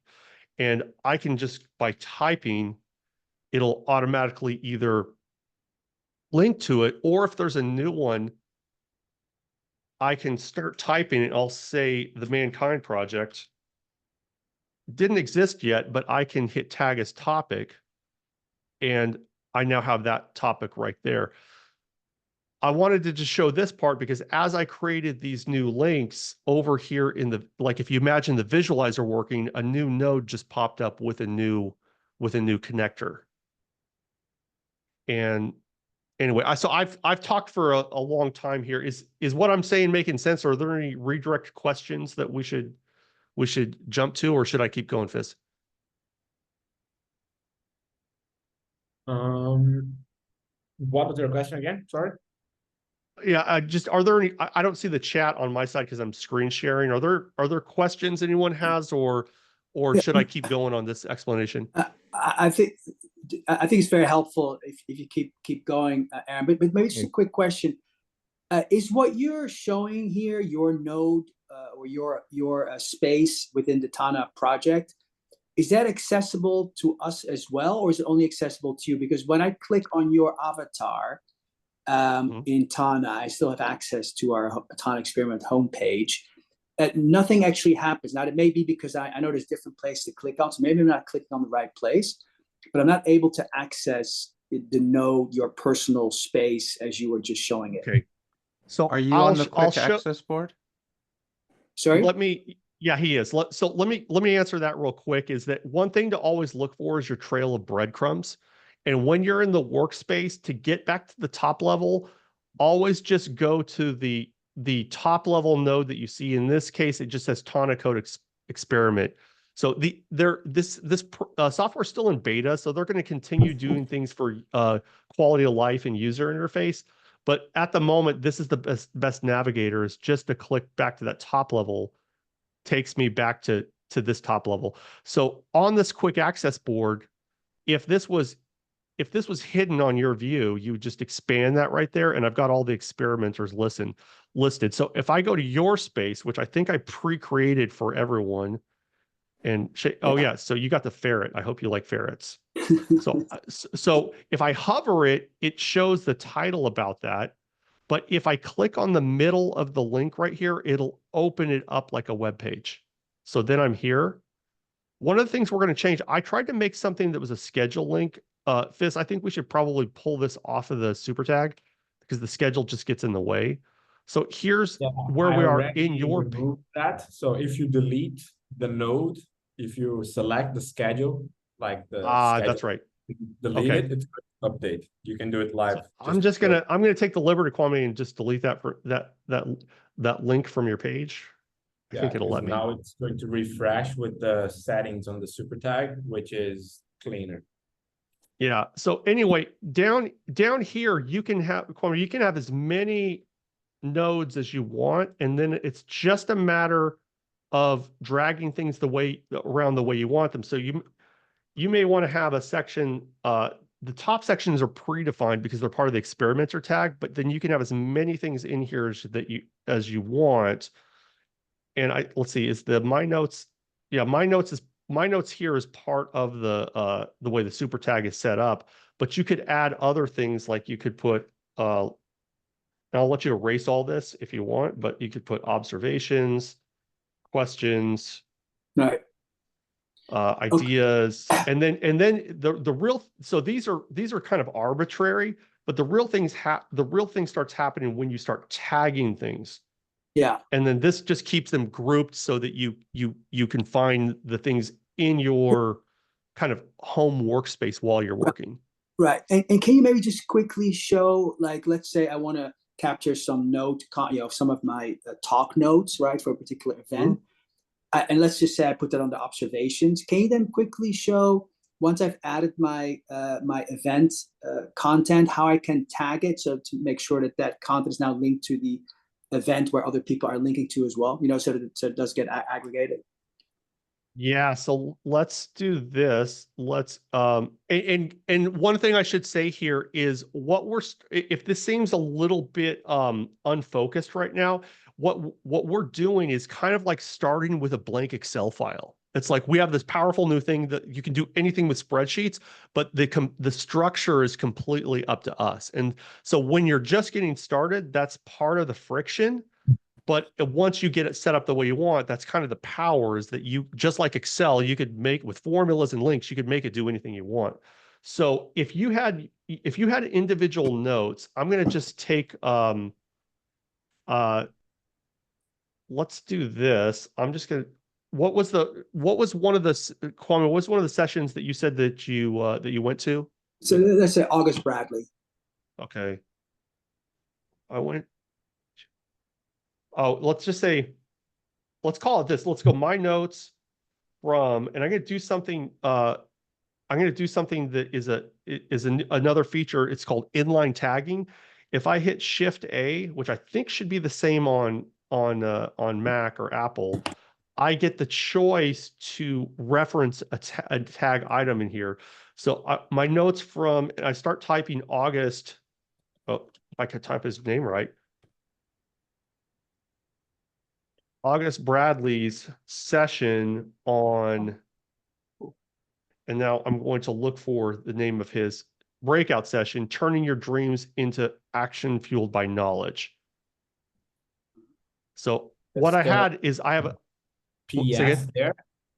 Yeah. It's best if you write Kwame's notes so that we Yes. know who my is. Yeah, you're right, because we have a perspective thing is when you're in your page, you're thinking my, but when other people say it. So we're going to have to do that thing like we're all famous people and refer to ourselves in the third person, So what I did is I made a note here that has 2 links in it already, because it links to August Bradley as a speaker and it links to that individual session. But at the end of it, what I do is I tag it with hashtag note, that this is just the generic Lego block that comes with a bunch of underrelated fields. And now this will be searchable by other people where they'll find this. So anything I want to put in that, I can either expand it to keep writing, or my personal preference is I click on the middle of the node, and then from here, then I start doing all my writing. Now, some of this, here's the thing with all these extra fields. If you have too many fields because these are all custom, that we just made these on the fly.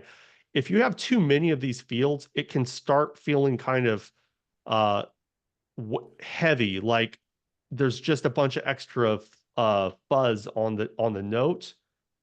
It's easy enough to come in here, and this will be easier in the interface in the future, but there's a mode where I can say show all non-empty fields. So you're just thinking about the things you want to write in here. And so from here, you could copy paste all your text from however you captured your notes and put things in here. So if there was something that August Bradley talked about that was like as far as a concept, let me just put this note. I say, I wonder if he talked about I know he has one called pipelines, or pillars and pipelines. Yeah, pipelines, pillars, and vaults. What was the third part? Vaults, as in the safe. Vaults, yeah. Pipelines, pillars, and vaults. So when I select this text right here, if I hit Shift A for the @ key, I can search to see if there was already a tag for pipelines, pillars, and vaults. There wasn't. So I'm going to create one. And then when I select over it, I'm going to hit the hashtag symbol. Though. just make things super clear. This is not a tag, rather it's a instance, right? A reference that can take a tag. Fair, So yeah, it's, fair point. So yeah. I'm going to add the tag concept to that. So I just created a new instance of the concept called pipelines, pillars, and vaults. So now this is a whole new, now we just flew over like in here, we just flew over to a whole new area that was this concept that we just created on the fly called pipelines, pillars, and vaults. And there's from there, all sorts of things can happen that I create. I like on concepts, there's an AI generated banner to make it look like an article. This just takes a second to load. Usually longer if people are watching, but there we go. Okay, that's an odd image, but let's just take it. So I set that as the banner image. And so now it's like there's an article field basically on the concept of pipelines, pillars, and vaults, which a bunch of other notes could get added to. Back on our homepage here, the way that Fis and I set this up is that we have the quick selector to get to your experimenter page, but on the front page, we had links here to each of the sessions that you could zoom in on and look at or add to. We have the individual speakers listed out if you wanted to look at specifics about the speaker. Had the experimenters twice because this right here was just the quick access. But then we had this one called topics, which I started populating these cards for because this is just a card view instead of a list view. And so if we go down in here to, we should see pipelines, pillars, and vaults So showing you up in use the the did I super pass it? tag concept instead of topic. So I messed that that's up. two different things. No. Yeah, I should have used so this is again where we get back to like the Excel idea. You need to be clear on what how you set up your taxonomy for things. So this is topic. So thank you for that, Fis. So when I go back here up to the top level, and this topics, this is just a search. This is so you can set up these custom searches. And now I should see when I scroll down, pipelines, pillars, and vaults showing up over here in these topic cards. So everything that you see here that's filled out, somebody used this somewhere in their notes. So that somebody wrote something about artificial intelligence, somebody wrote about permaculture, somebody wrote about history of information networks, and these are all things that can be used and cross-referenced and tapped into. Is like here's permaculture. Luke, I always call him like his last name's Can't Lose because that's his email. Luke Can't Lose wrote in permaculture, and so this might have been a test note, but it linked back to a conversation with Marie about permaculture. So again, it's kind of like a blank slate, ready to go to feed ideas into. No. Is that helpful, Kwame? Or no, it is super helpful. And by the way, when you did your side-by-side session at the after party, that was a real eye-opener for me to see you speed through this amazing amount of content in a very short period of time. But I remember from your side-by-side sit-down that there was also a functionality which I thought was really helpful, where you have something set up that allows you to pull in content from ChatGPT. So, for example, if you want to write or complete a topic page, as we were doing earlier, if there are certain concepts that you need to look up, let's say, or do you want AI or ChatGPT to kind of summarize for you, you were able to sort of pull that in right then and there, as opposed to having to go to a different AI app, do a copy paste back into your note. Do you remember that? That's where, yeah, I do. And I've been staying away from that because I'm going to go do a very short intro into the deep end of the pool for that, because I didn't want to overwhelm before I showed the interface and got people comfortable with the interface. But again, that's part of the power here, because not only do we have all our notes, we can have AI assist. So I could go into this topic.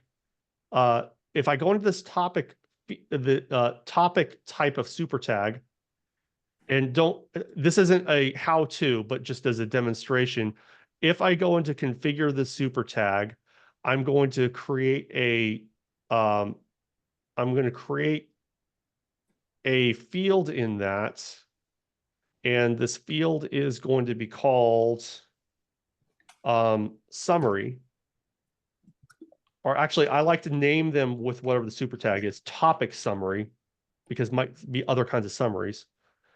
I have a new field that will be part of every one of them called topic summary. Now I'm gonna define that field, and I'm going to make this in the settings. I go to make it an AI enhanced field, and I'm going to make it a custom prompt.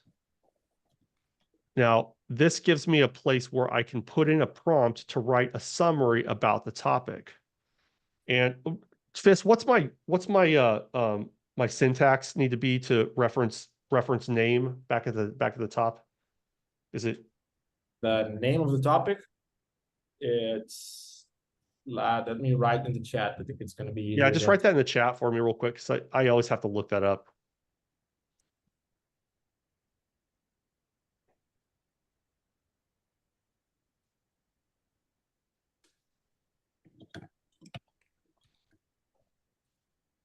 You find it? I sent it in the chat. But I sent Let's see here. me here. Sorry. Yeah, I see Kwame's comment's the last one I see at the bottom. Oh yeah, Yeah. so I just forget to get that in there. So I list that as my top row in the custom prompt, right, Fist? Like so? I don't know. Oh, Yeah, okay. this is the actual prompt you're sending to OpenAI, right? So the Right, idea right. is always be super descriptive and not assume that AI is going to understand anything. So when you do this, what you're doing is you're literally saying the name of the topic, right? So that, what was the name of that topic we were before? I don't remember, but like permaculture. Boom. So if you want to write a prompt, we should go like, this is a topic about permaculture, and then we can elaborate on what are the kind of what we want AI to do, right? So give me a prompt. So Okay. I asked sure. ChatGPT to give me prompt language, because that's one way that I like to cheat, is That's let's just see perfect, what yeah. happens. And then you put And that then in. instead of Name. yeah, so I'll hit X on that and take out the brackets. So look right here. It's like I'm going write a concise. I I could do Aaron, there's better something prompts. super Yeah, go ahead. helpful. Sorry to Yeah, interrupt, but you can open the prompt workbench. When you open the yeah. prompt workbench, you can see a live example of the prompt that you're writing. You just need to add a test node there, and then you can close some of these columns so that it's easier to grasp. So copy any of Yeah. the topics there, but you actually need to copy an instance of a topic in order to put it in the workbench there. Otherwise, it's not going to show up the topic itself. But I can do that. You just keep going with the. So write a concise 300-word summary on name, and yeah, what you're saying node to test with is going to be topic. No, not topic. But I need to make I I'll need do to make one of it. So I'll make it. But I'll do that. That's okay. You can keep on with the prompt. Well, I think that's as far as I was going to take it. I think that's as deep as I want to go, because I'm just trying to give an example, not really fine tune a really good prompt. But I could test it with But I let's got say, this. well, test it with permaculture, or actually, it needs to be a well-known topic. We'll use I got it. Here you go. artificial intelligence. Okay, so this has there the temperature gauge, which is consistent versus creative for ChatGPT. So, and then it's even got the token count, how many tokens it takes to run this. So let's go almost max creative just to say, and then I'll do a test AI completion and see if it gives us a summary that we like. All right, so I'm going to do one change. Here's the one change I like to have on these AI prompts is like include at least 3 related topics that expand my understanding of the topic. So I'm going to retest that.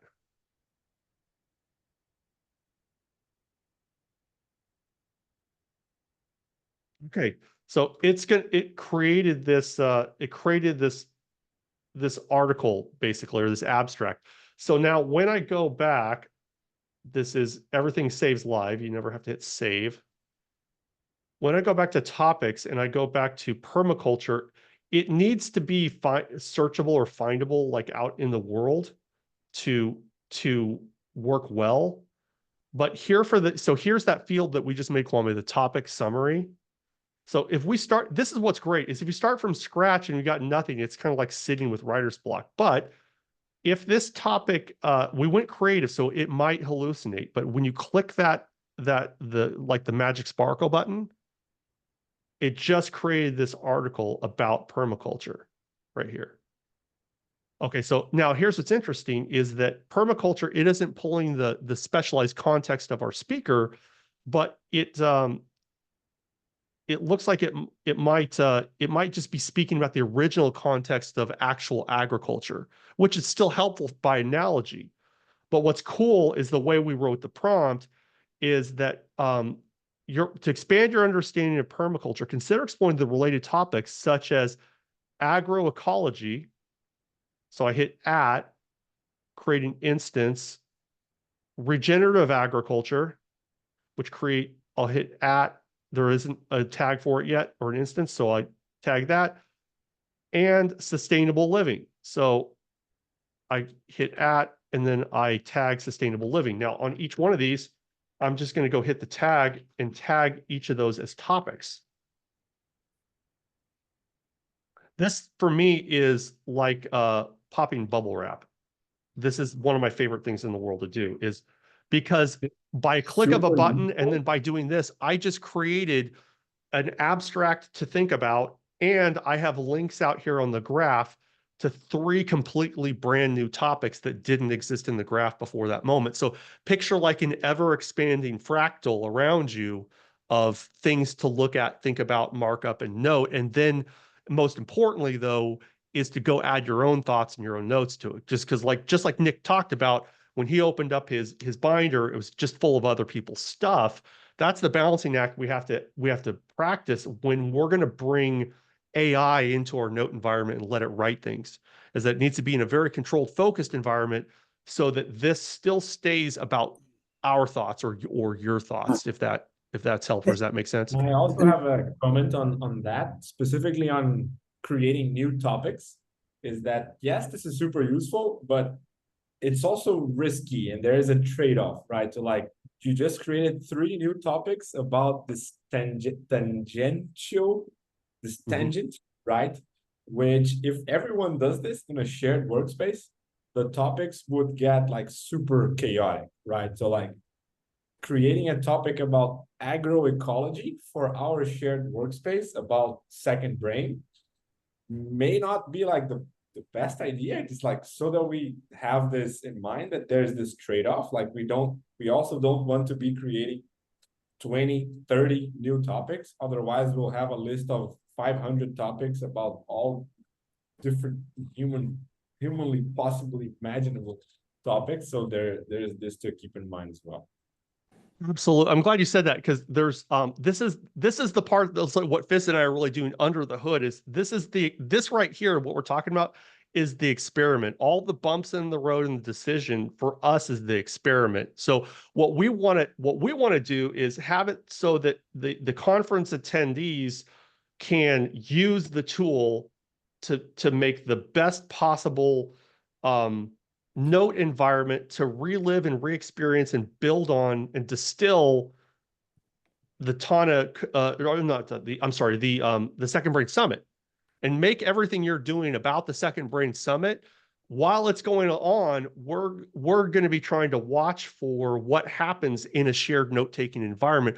Where are the bumps in the roads and the observations that we need to write up to say, when you try to set up a shared note-taking environment. Here's the pain points. Here's the things that really work. Here's the catastrophic failures. And those kind of like Anne Laurie was talking about with tiny experiments. It's like, that's where the learning is. It's like everything that goes wrong when we do that, that's for me and Fist, that's the learning, but we're going to try to keep those guardrails around everyone who's working on this. So you experience as few of them as possible, while you're trying to make use of this environment to expand what you want to get out of it from like, say, the Second Brain Summit, if that makes sense. Right.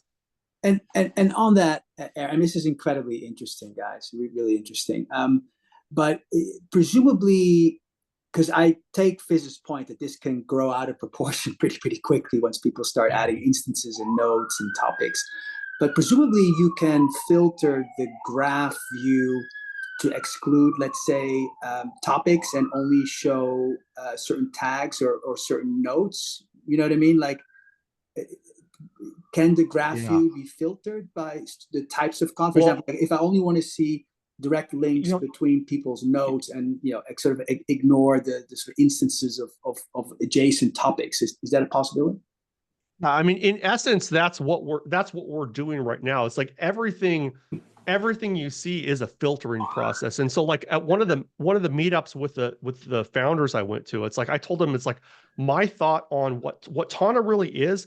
It isn't a knowledge management tool, it's a focus management tool. It's a filtering, it's a magic filtering tool to give me the ability to see this right in front of me instead of just being lost in this.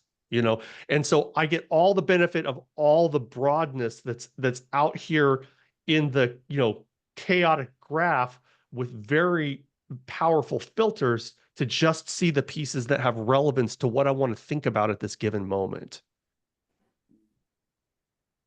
Yeah. Okay. Yeah, in a way, if you don't look for all of the other tags, you by default are focusing on kind of one instance or one category, right? So if you are in a specific person's page, you're going to see all of the notes that they have, right? If you go to a specific topic, you're going to see all of the notes related to that topic. So you are, as Aaron said, you're focused, right, on one specific thing. And then you have the opportunity to expand and to diverge if you create a query or a search node where you are looking for other aspects or for all the topics, for example, or all the people. And then it's kind of a mix and match between those. So you have the two possibilities in Tana. Got it. Hey, and just to make sure, because I am actually able now to get into Aaron's page by just clicking on it. I just want to make sure, do I have read-only access to people's avatars so I don't start messing Aaron's well-crafted? Now, here's the thing. We are using live ammo here, folks. There are no permission controls in Tana right now. This is meant for a pure collaborative working space, which means anything that you touch, you can alter whether or not you want to. So basically, we all just became roommates and we've got to decide what the house rules are, so it's like, this is my part of the fridge. This is your part of the fridge. This is your part of the fridge kind of thing. And so kind of like in database thinking, the hard part to think about with Tana is that if you had input data to a database and then you have reports, everywhere in a workspace could be both. And so you kind of have to just set up house rules for how it's going to work, because we could go into the sessions and we could start individually making notes here. If that was the house rule that we set up, that we like if that's how we want to do it, or we could have this page here on this session only have searches in it, which you can think of like reports, where this would be populated only with searches for other people's notes. And we could set it up to work either way. Like you can see in the references here, you could think of that kind of like a database report. It's that in these are backlinks, of course, here at the bottom, is that here's all the different locations where this this specific main session was referenced.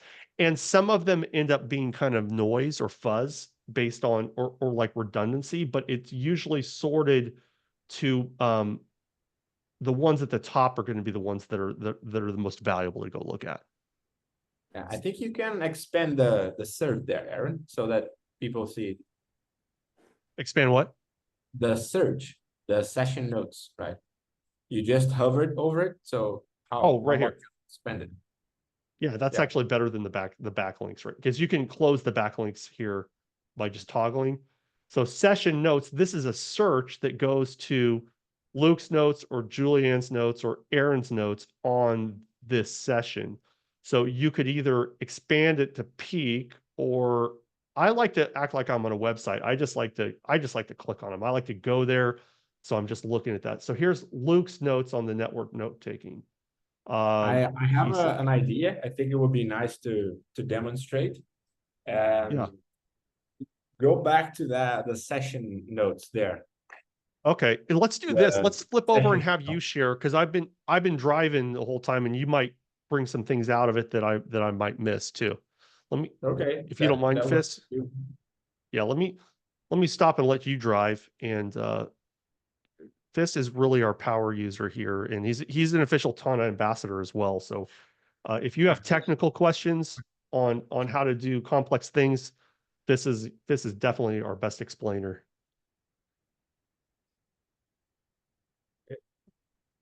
I'm just opening the session first, and then I'll share my screen.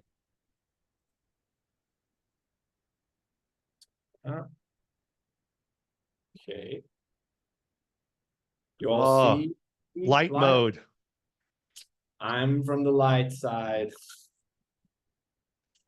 I'm on team dark mode, man. All right, Yeah, go for it.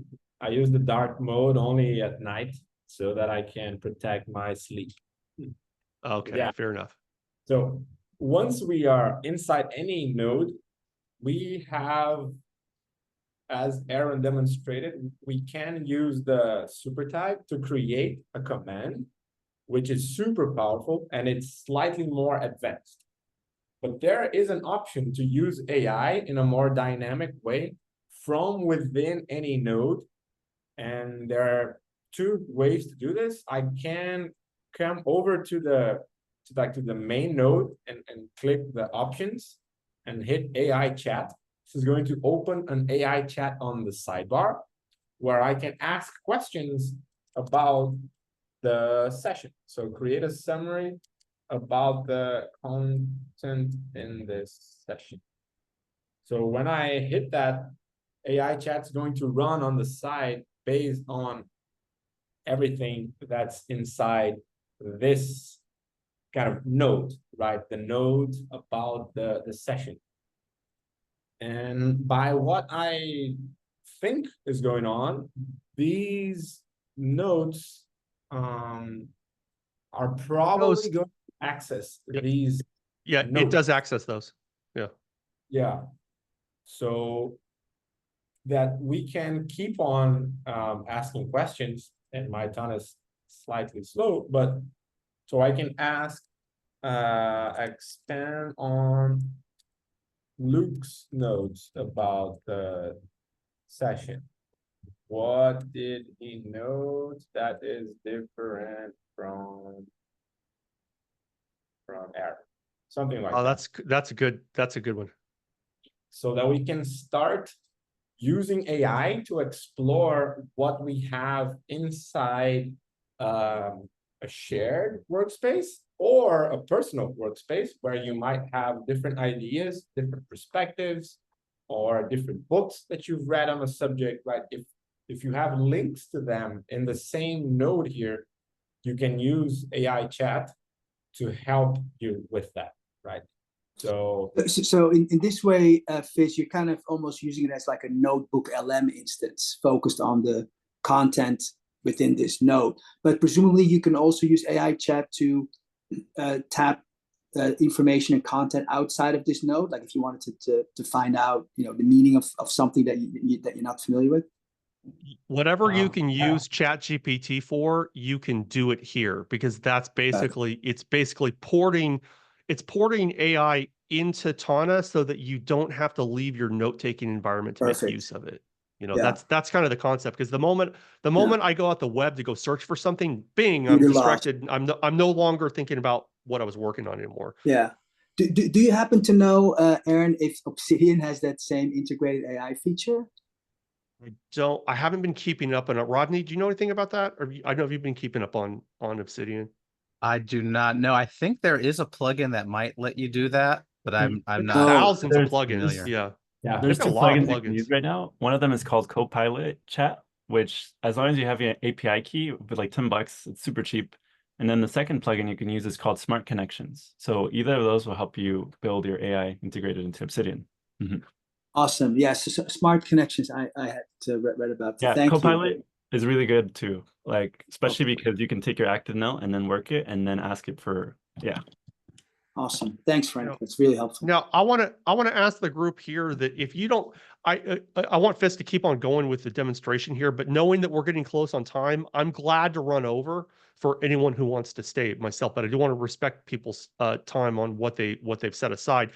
I just want to ask if any, I think one of the things that'll make the Tana code experiment really work is the more of your thoughts we get into it, the more useful it'll be. So, for example, if you don't mind, if we would, because we have the session recorded, we can go audio to text.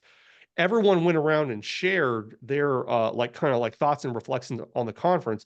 If you don't mind us doing it, I would go ahead and put your own text into your note section directly from our conversations, and then again, you've got your own note space with a bunch of like personal reflection things added in there. I just thought of this, so I just wanted to ask everyone if like how do you guys feel about that? Does that sound like a good idea or a bad idea?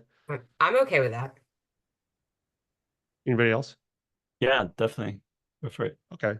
Yeah, because I'm just trying to think like how, because again, we're asking you guys to do a lot because it's like a brand new note-taking environment that's very different, and trying to figure out how to get things started so it doesn't feel like a lot of friction. And again, the more you can get your raw notes loaded into your workspace, the more we'll have to work with. But for it's kind of, well, that's why it's the Tana code experiment, because again, it's you did all your capture. If we can get all your capture into here, we can do a lot of exciting things. And what's cool is that the organized distill kind of happens on turbo speed once you get stuff into Tana, and it might be true for Obsidian too. But the first part is getting some real things in here that are your own thoughts, and because it's no good to just load this thing up with a bunch of AI content, because then it doesn't actually reflect what any of us actually think or what our real questions are and things like that, right?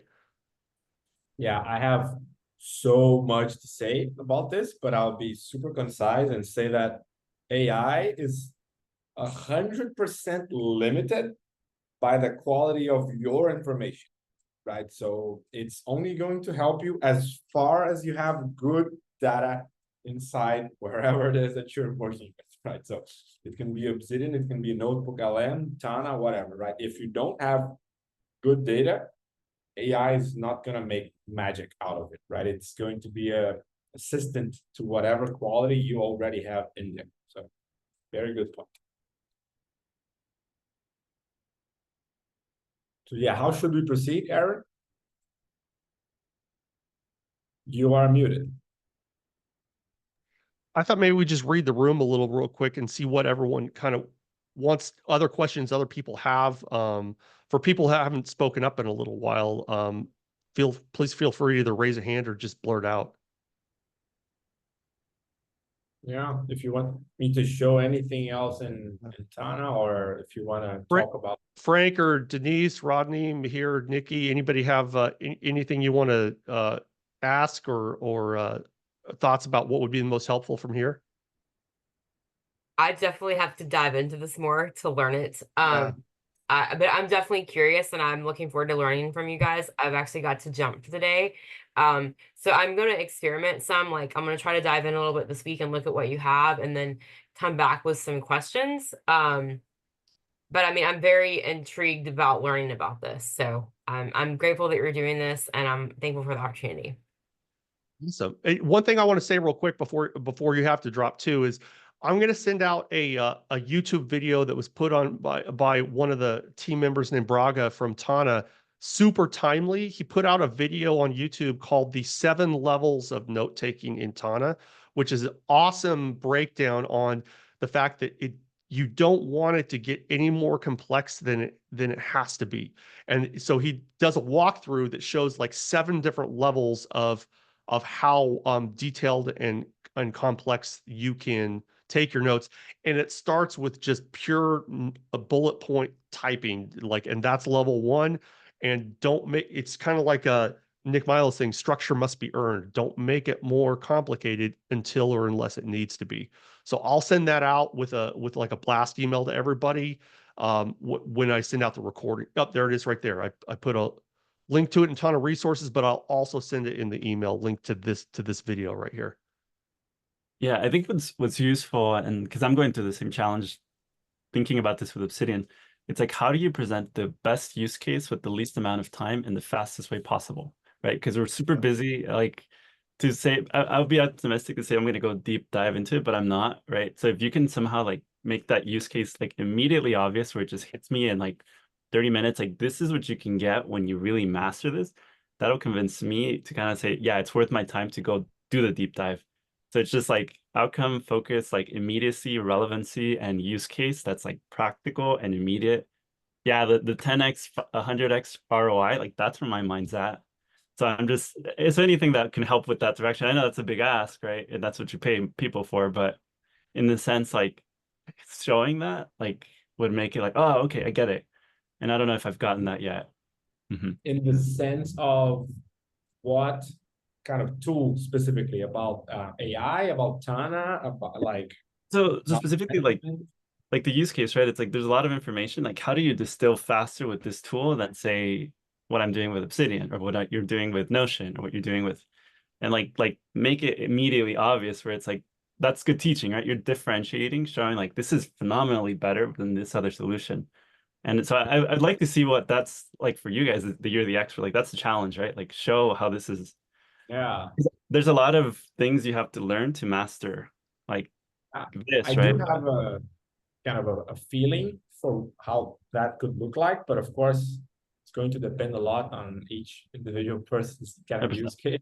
So, something that I think Tana does really well is to connect things in a structured way, right? So that is the means, not the end, right?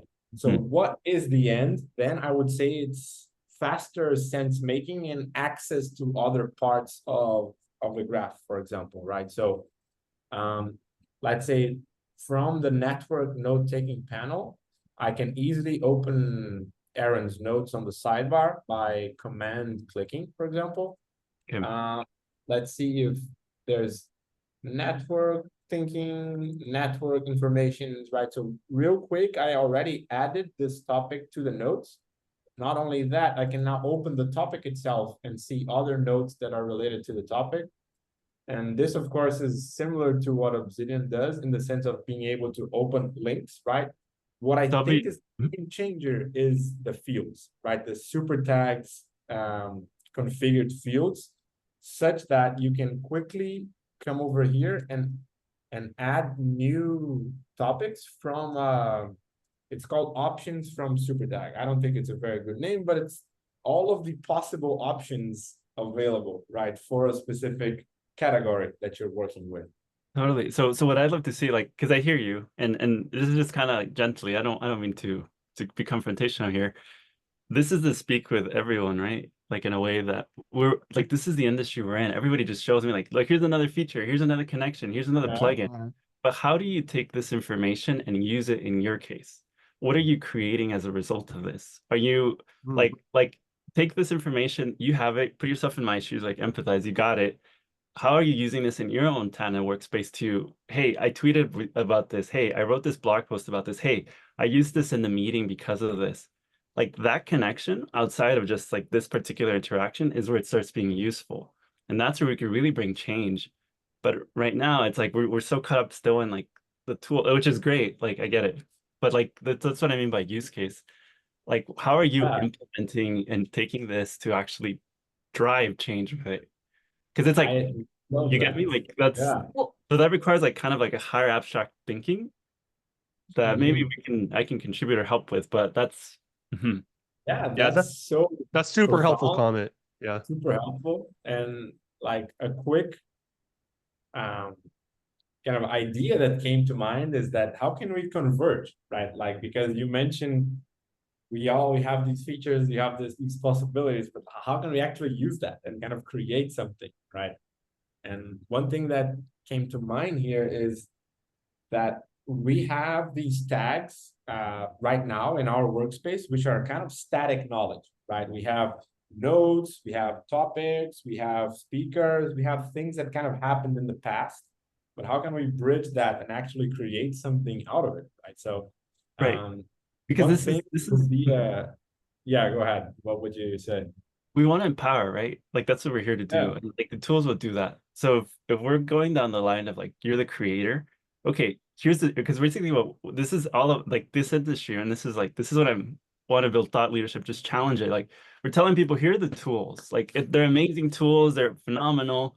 They got all these things that you're gonna be able to do, and look at this cool graph and these connections. But then it's you with the tool, and you're like, I don't know what I'm doing, right? So I just have to go learn more about it. We're gonna go do that, and then what? So it's like the content we want to build creators. We want to free them up so that they can like know and feel like, yeah, this is it. Like I feel expressed, which is what the output is, right? Like I am sharing my ideas, and this tool just launch padded me there. That's the feeling that. Yeah. And one thing, Sorry, I totally agree with you, Frank. The way you're, and I struggle with this all the time with these apps. The only thing I would say, not against that, but just to add to that, is that I find that sometimes use cases follow a technology. In other words, Yeah. sometimes you don't necessarily have a use case in mind yet where you could use something for, but you go down that rabbit hole and you understand a new technology or a new application or a new feature. And also you're like, oh my God, right, now I can see I can use it for X, Y, and Z, right? So I totally hear what you're saying. Like, it's good to link things because that makes it more concrete. Like, I 100% agree. But sometimes there's also something about, I do sometimes just understanding a new technology or new feature just for the sake of the new feature. Yeah. And then once you have mastered it, then all of a sudden these new use cases can emerge and pop up that you hadn't even thought about or even knew existed, if that makes any sense. It does. It does. Denise, you were going to say something too. I want to make sure that you don't forget what your comment was too. Oh, thank you. Well, no, I mean, like, I love this conversation. I think we definitely have like scratched the surface of it. And like, as you were like explaining the tags part, and I put it in the comments that way I wouldn't forget. Like, as I'm diving into the space, like I'm definitely an avid like OneNote user. I have tried to use Notion and some other tools, but I know like for me, as I'm going on this grad school journey, because of the amount of information I'm about to like consume again, like I have to have a way to manage it. And one of my things that I've tried to learn, and maybe this is where this community can help me, and maybe it's through Tana, Obsidian, I don't know, but it's the whole tagging process. Like I have all these connections, or like how do I use tags to help me connect everything? And so maybe it's that I explore how you guys are doing it in Tana and learn that, and then I can transfer it to Obsidian or whatever, because I really don't know. And I'm definitely from the old school of like, I have all these files and I organize them and I drill them down. But then how do I stop this old like traditional way of like even managing files and like get it into this new way of putting tags? Does that make sense what I'm asking? Yeah, absolutely. Hey, Fizz, what if we did, I'm just throwing like wild ideas out there. What if we did some recorded one-on-ones, like with people, because a lot of times we're in this group setting where we got like 12 people like trying to absorb this very different opaque kind of thing. Like I'm just picturing like if we did like a like you or I did a one-on-one with Denise, like just like work with exactly your pace of exactly what you want to work on and help you work through that. And then we had that recorded to share out with other people. One of our challenges will be it's like Getting everyone's time together for the synchronous call is going to be like, it's going to be the rare, precious opportunity. But how can we put things out there in an async way that like someone could listen to it and then work on their own time and start chipping away in here so that people can kind of work in the spread of their own lives and stuff like that. What do you think of that? I think that's super interesting. Yeah. If we have one person's problem is usually more people's problems, right? So, or challenges. Would that, Denise, would that be helpful for you? Yeah, I Like, mean, because and I'm I would volunteer to 100%. do that. Yeah, I Yeah. mean, and I'm 100% open. I mean, like as an educator, like I definitely believe in like, I guess what's the term, like building in public, I guess is like the big term in the tech space. I have zero problems like getting on a call and it being recorded and I'm being transparent with like, hey, like this is what I don't understand or like what I'm struggling with learning how to use. Because if I can share that and if we can kind of figure out how maybe like I can apply that to my knowledge, that it can help someone else. Like I'm a firm believer Yeah. in like being open about that because like this is like I do believe that like that this is the future, and for people that don't learn how to do this, like they are going to be significantly inhibited in the knowledge working space. And I'm experiencing like where I currently work. I mean, I love my job, but it has been almost like a step backwards with technology. Like my story I like to share is when I got there on day one and like I couldn't plug my laptop up in the lecture hall to like use OneNote to teach to use that as my medium of like sharing my notes with my students. I didn't have any comprehension that places still did not use just plugging up a laptop to a projector. Like that was like foreign. And so I'm obviously in an environment that is so far behind, but it's almost like my job to like learn how to navigate. How do I get people that are behind? Because our students that are 18, 19, 20 years old, they're in the technology space. And if we're not teaching them that, like, and I'm not trying to get this place up to like modern tech, like this is, and I mean, and I'm definitely like, I'm not trained in technology. I mean, I definitely am a true user of it, but I don't know all of the technical terms. And I have zero problems being transparent about that and learning from more experts. So like I can be better and then I can help other people be better at that. Does that make sense? Like I feel like I'm rambling, but Yeah. No, it makes total sense. And again, pointing back to what for the Tana Code experiment, for what our vision here is, that it's pretty lofty because we're trying to cover so much ground.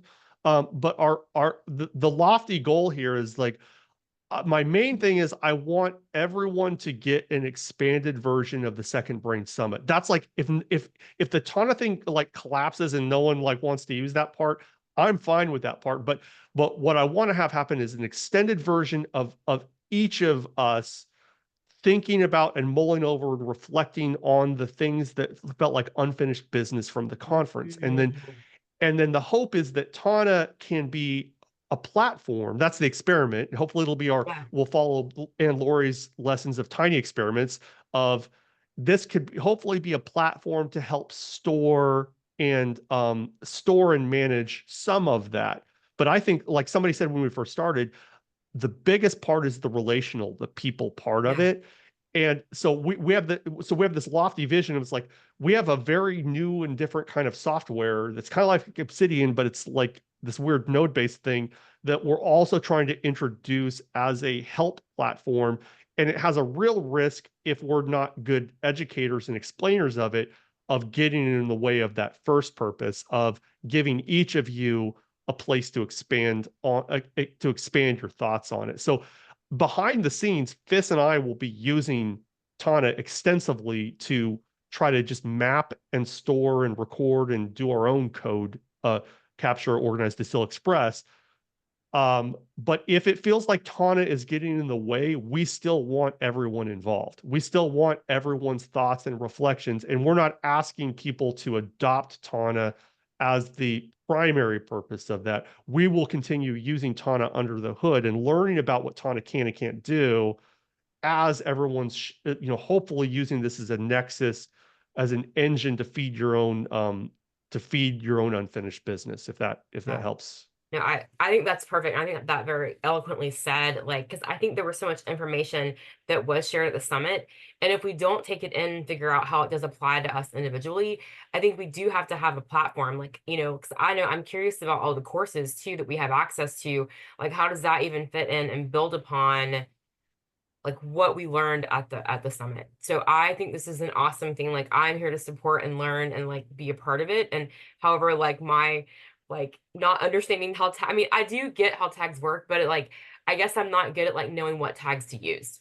So I Sure. think like learning how to do that, and maybe it is like learning how to share this experience is how I learn how to make that, how I can apply that to all of my other systems that I use. So with that, I don't want And to take too long because I do have to go, but no, I'll no, kind of wrap. that's great. I mean, because the other thing you could look at, we could be calling this the Wikipedia code experiment. Like we could be trying to build a wiki as we all talk about it. We just, Fis and I happen to be power users of Tana and we see its potential, but we really want this to be about the Second Brain Summit extension. And we want to have something that like a wiki, like building a wiki, gives a place to store and interlink and hopefully grow new ideas out of it. But it's a tall order because we're asking you to think about this brand new tool while we're at the same time asking you to think about all your reflections. So we'll have to be careful and nimble how we approach that, and we'll be looking for everyone's help. It's like if anyone has ideas, we want to make this your thing too. Where this is like a free. We're all here of our free will. We're all donating your own time to this. So let's make it what Denise wants, what Frank wants, what Kwame wants, what Rodney and Nikki and Rachel, and let's make it what everybody wants it to be. And just please speak up to how you want to use it too, and we'll gladly be open for that. Yeah, I mean, maybe just to add one thought on a possible next step, Aaron and Fizz, is what at least what I would like to do is just do one thing maybe ahead of our next session, which is to literally recreate what you just did, Aaron, and just go to my space, find a topic or an event that I attended, and literally just create one note. One note that will reflect some of my notes on that session, and then maybe try to link it somehow. But I think that for me, anyways, would be a very helpful next step. And I think if other people do that, then I think we already have very interesting content, kind of source across people. One thing to suggest for that, if you like it, you don't have to use it, but if you install the Tana Capture app, that you can actually do, you can either write notes on your phone if you're thinking it comes to mind, or you can use actually, if you have if it's, better correct me here, do you have to have the paid version of Tana to get the audio to text? I think so, yeah. Okay, well, anyway, any which way you can get your ideas, just get them in dumped raw form, as many of them as possible into your section. If you have the paid version, what I use of Tana Capture is any note that I think of while I'm driving, I can just dictate to it, and then I dump it in later and start organizing things like that. But if you have a way to just get bulk ideas of yours and get them into your area, then we got something to work with. And so Fis, where are we at? What do you think? About what specifically? About Just, the well, we're kind of like at the end of our time. Do we want to do like a round the room last thoughts, or what do you think we should do next? Nikki had been here and kind of joined as soon as she could, but didn't really get to asking questions. Nikki, I don't want to put you on the spot. Did you have anything you wanted to ask? You can either open up your mic or put it in the chat. Oh, I think I'm just listening and observing now because I don't want to ask questions if they've already been answered. And it'll help me to like go back and watch a recording before I can ask good questions. Thank you. Okay, well, we're glad you're here. I do have one more question before for Fisk and for you, Aaron. Do you know if Tana provides like because I am curious about the voice to text, and I'm willing to pay for that, but do they happen to offer like any sort of educator discount? Because I know I commute a long ways to work and back every day, and there's so many things I need to get out and get it. And I do use voice notes, but I really want to find an app that I can it'll transcribe it for me into what I'm trying to do. I think that's a great question, and we will be forwarding these notes and questions to the developers. And so we've had that lobbying ask before about like an educator edition and things like that. So being that it's still in beta, I don't think that's something that exists, but I Okay. think our thing is to make sure we're forwarding those thoughts to the team. And you'd mentioned Build in Public before. It's like they're very much on that track of taking feedback. I mean, the fact that it's like I met them through a Reddit thread, and they just like include me and everybody and lots of people into this conversation. And it's like they love talking to everyone, and they're doing a Build in Public thing with this software platform anyway, which is like the whole reason I'm here. Which and I think is Um, fascinating. Like I mean I love this because I definitely have like I guess like if I'm sharing my why too of why I'm really like, passionate about this is because I do think I have an idea to build an ed tech tool that would really help us in the educator space, but I don't have the programming experience and even like I mean, like I do know how to like semi run a business and all of that, but I mean, I've got to find other people that if they're interested or even if it's being built in some other space, that I could collaborate with them and share my knowledge of like real life classroom experience. But I'm happy like to experiment. Like if there's some experiment with Tana that might fit into what I'm doing, like I definitely like just because I feel so passionate too about contributing to the space. Like I don't mind like sharing my knowledge to maybe get a discount. Like I mean, I'm definitely open to like contributing in that way. Just because I know, I mean, it does cost money to build these things. And maybe it's the time that I give in exchange for getting a free account or something like that. Like I don't mind doing that because I do know that it does, it takes money to run the stuff. Sure. Yeah. Rodney, you got anything? No, one thing I think might be useful, and I can make this, is just a little walkthrough through some of the basics of Tana. And one thing I noticed is the pages, when you look at a system that's already built, it's really hard to understand it. So like I'll just make some just to show like how bullets work, because whenever you expand a bullet or contract it and it's got huge things in it, the behavior is not expected, like what you're expecting to see. But if you understood it on the small level, then when you see it on the big level, you're like, oh, I get what's happening. Because yeah, when I clicked some of the things, I was like, because I used Workflowy, so I get it. I can see what's happening, but I could see that somebody else might be like, did I just delete something? Where'd it just go? break it? Yeah. yeah. I just broke it. It's ruined. Yeah. Yeah, exactly. And like the side navigation stuff too is really good to explore, because there's so many levels deep into it. Having not created it, it might be like it could be confusing to a newbie, someone who's new to the software. So that's super interesting. So you would suggest kind of maybe like a walkthrough of kind of how we create some structures so yes, that from a sense zero. what's Exactly. already done. Yes. So we messed this up. We should have started with a blank workspace. That should have been where we started the whole thing. Instead, we built this, spent days building this elaborate thing for everyone. We should have just started from zero. No, what you built is good. It's just a little demo that shows from scratch Yeah. like how the things get built. Like just three concepts per video, just so that someone can see, oh, that's how it works. Because I think once they get the basics of how the bullets and sub bullets work and expanding and contracting it, then they'll be like, oh, now I get what's happening. Because if your document was really simple, it would be easy to see that. But because it's got like big things in it, when I would contract something, I'd be like, whoa, that's something. Like, yeah, if you contract right there where it says, in fact, I'll do it on mine so I can remember how I did it. I was like, this is, yeah.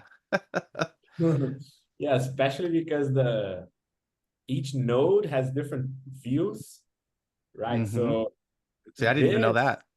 Is the same as what we were seeing Interesting. before, right? If we hit the tabs view, what we see as tabs is actually a collection of nodes that can also be seen as a list, right? So that is so important, Rodney. Thank you for pointing that out, because it really helps to understand that kind of the thing that we're looking at and playing with. What are the fundamental building blocks, right? Like these are built from nodes inside nodes and etc. So yeah, super useful.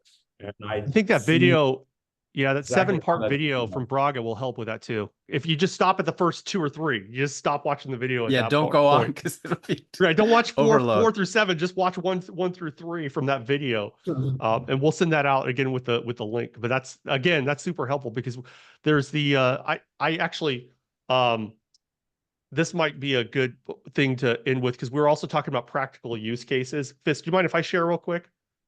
Yeah, just I'm gonna pull up. Yeah.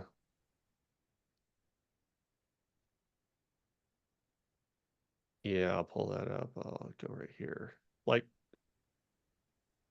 so we're talking about like personal use cases too. So I'm gonna like go to my own page. So like I have the daily page. What you do with your daily page is a big part of Tana, but I don't want to get into that right now. But I make what's called a KA or a knowledge article. That's like my base unit of personal curiosity exploration. So this KA knowledge article is kind of like what we did with that topic field. And so like here's the topic of curse of knowledge. I just saw that phrase somewhere and it stood out to me, and it's also related to what you just said. And so I have a field called the AI lookup for the concept, which I've tested a little bit more than our topic one.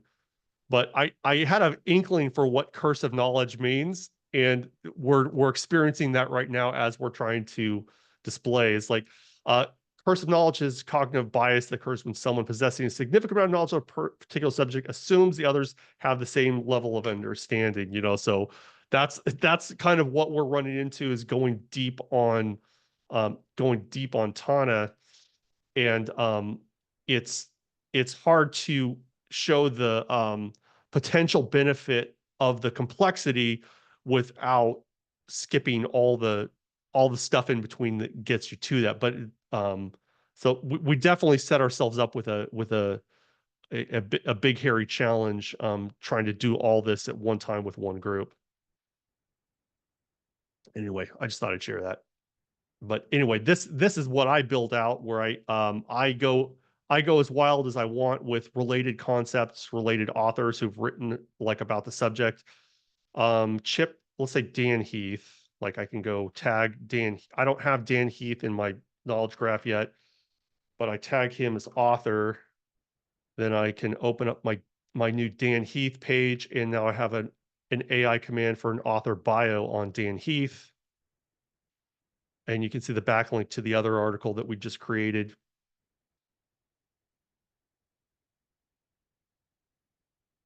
And this only takes a long time when people are watching.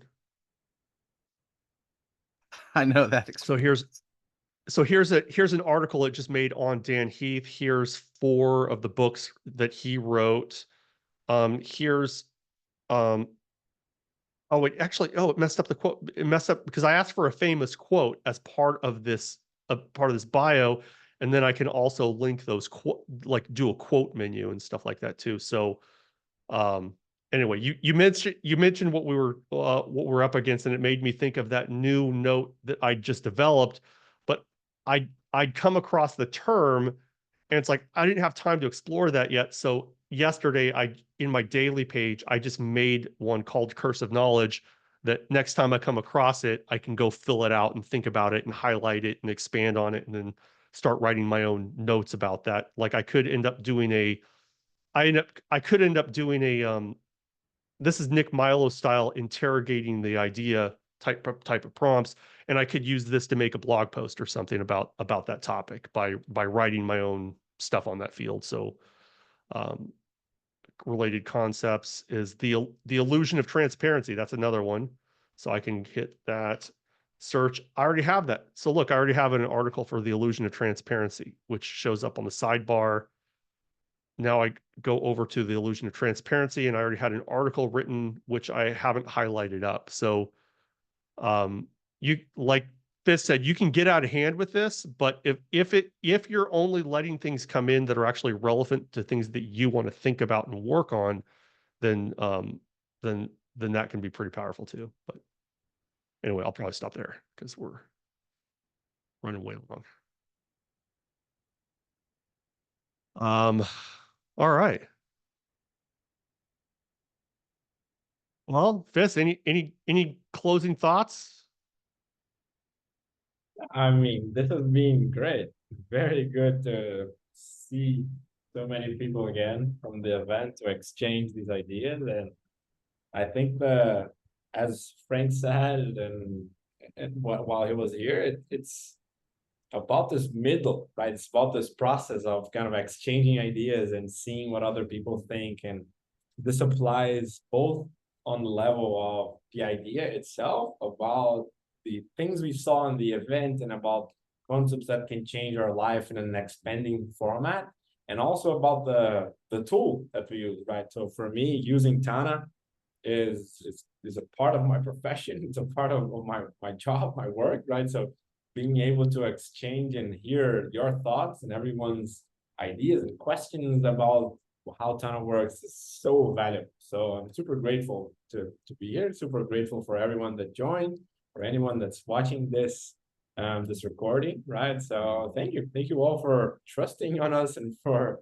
putting the time to be a part of this, because one thing that I remind myself today is that me and Aaron, we made this deal, this pact, that if we were not having fun, we would stop, right? So like, this is all about having fun. So yesterday or today, I was like, oh wow, I didn't prepare, I forgot this and that, which I was supposed to do, but I just took a deep breath and I was like, relax, chill. Like, this is just about having fun, right? And being with like-minded people and enjoying the moment. So this is the idea here. It's to just show up, enjoy, and if you have to leave the session, leave the session. If you want to stay and enjoy, just be our guests as well. So yeah, that's my closing thoughts. So thanks for everyone, and let's keep going. I mean, it's so great experience to be here. I think our next thing, we'll be sending out information, trying to figure out the frequency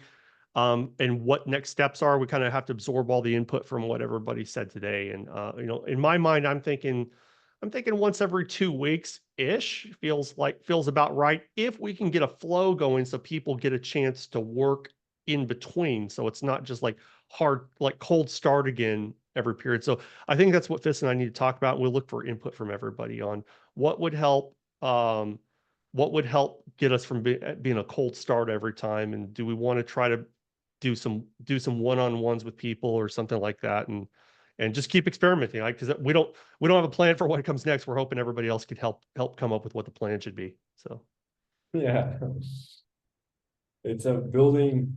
We're building this together, right? So we don't have a clear end goal, right? This is something that we know has a high potential, but not sure what it is.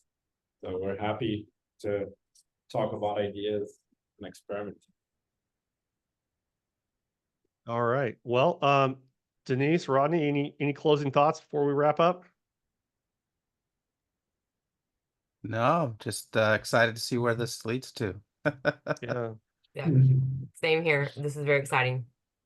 Yeah, thank you for your energy. It's like it again, like Fis said. Well, let's just, if it's fun, it gets done. Let's just find the parts of it that are exciting and just keep on trying to flesh them out. So cool. Yeah. All right. Well, before I run out of Zoom tape, we should probably go ahead and conclude, and I'll go check on my daughter now, and we'll get on with our day. So All right. okay. Bye. Thanks for doing this, Aaron, right. and Fis and All everybody. right. So much fun. Thank you, guys. Hey, Fis, do you want to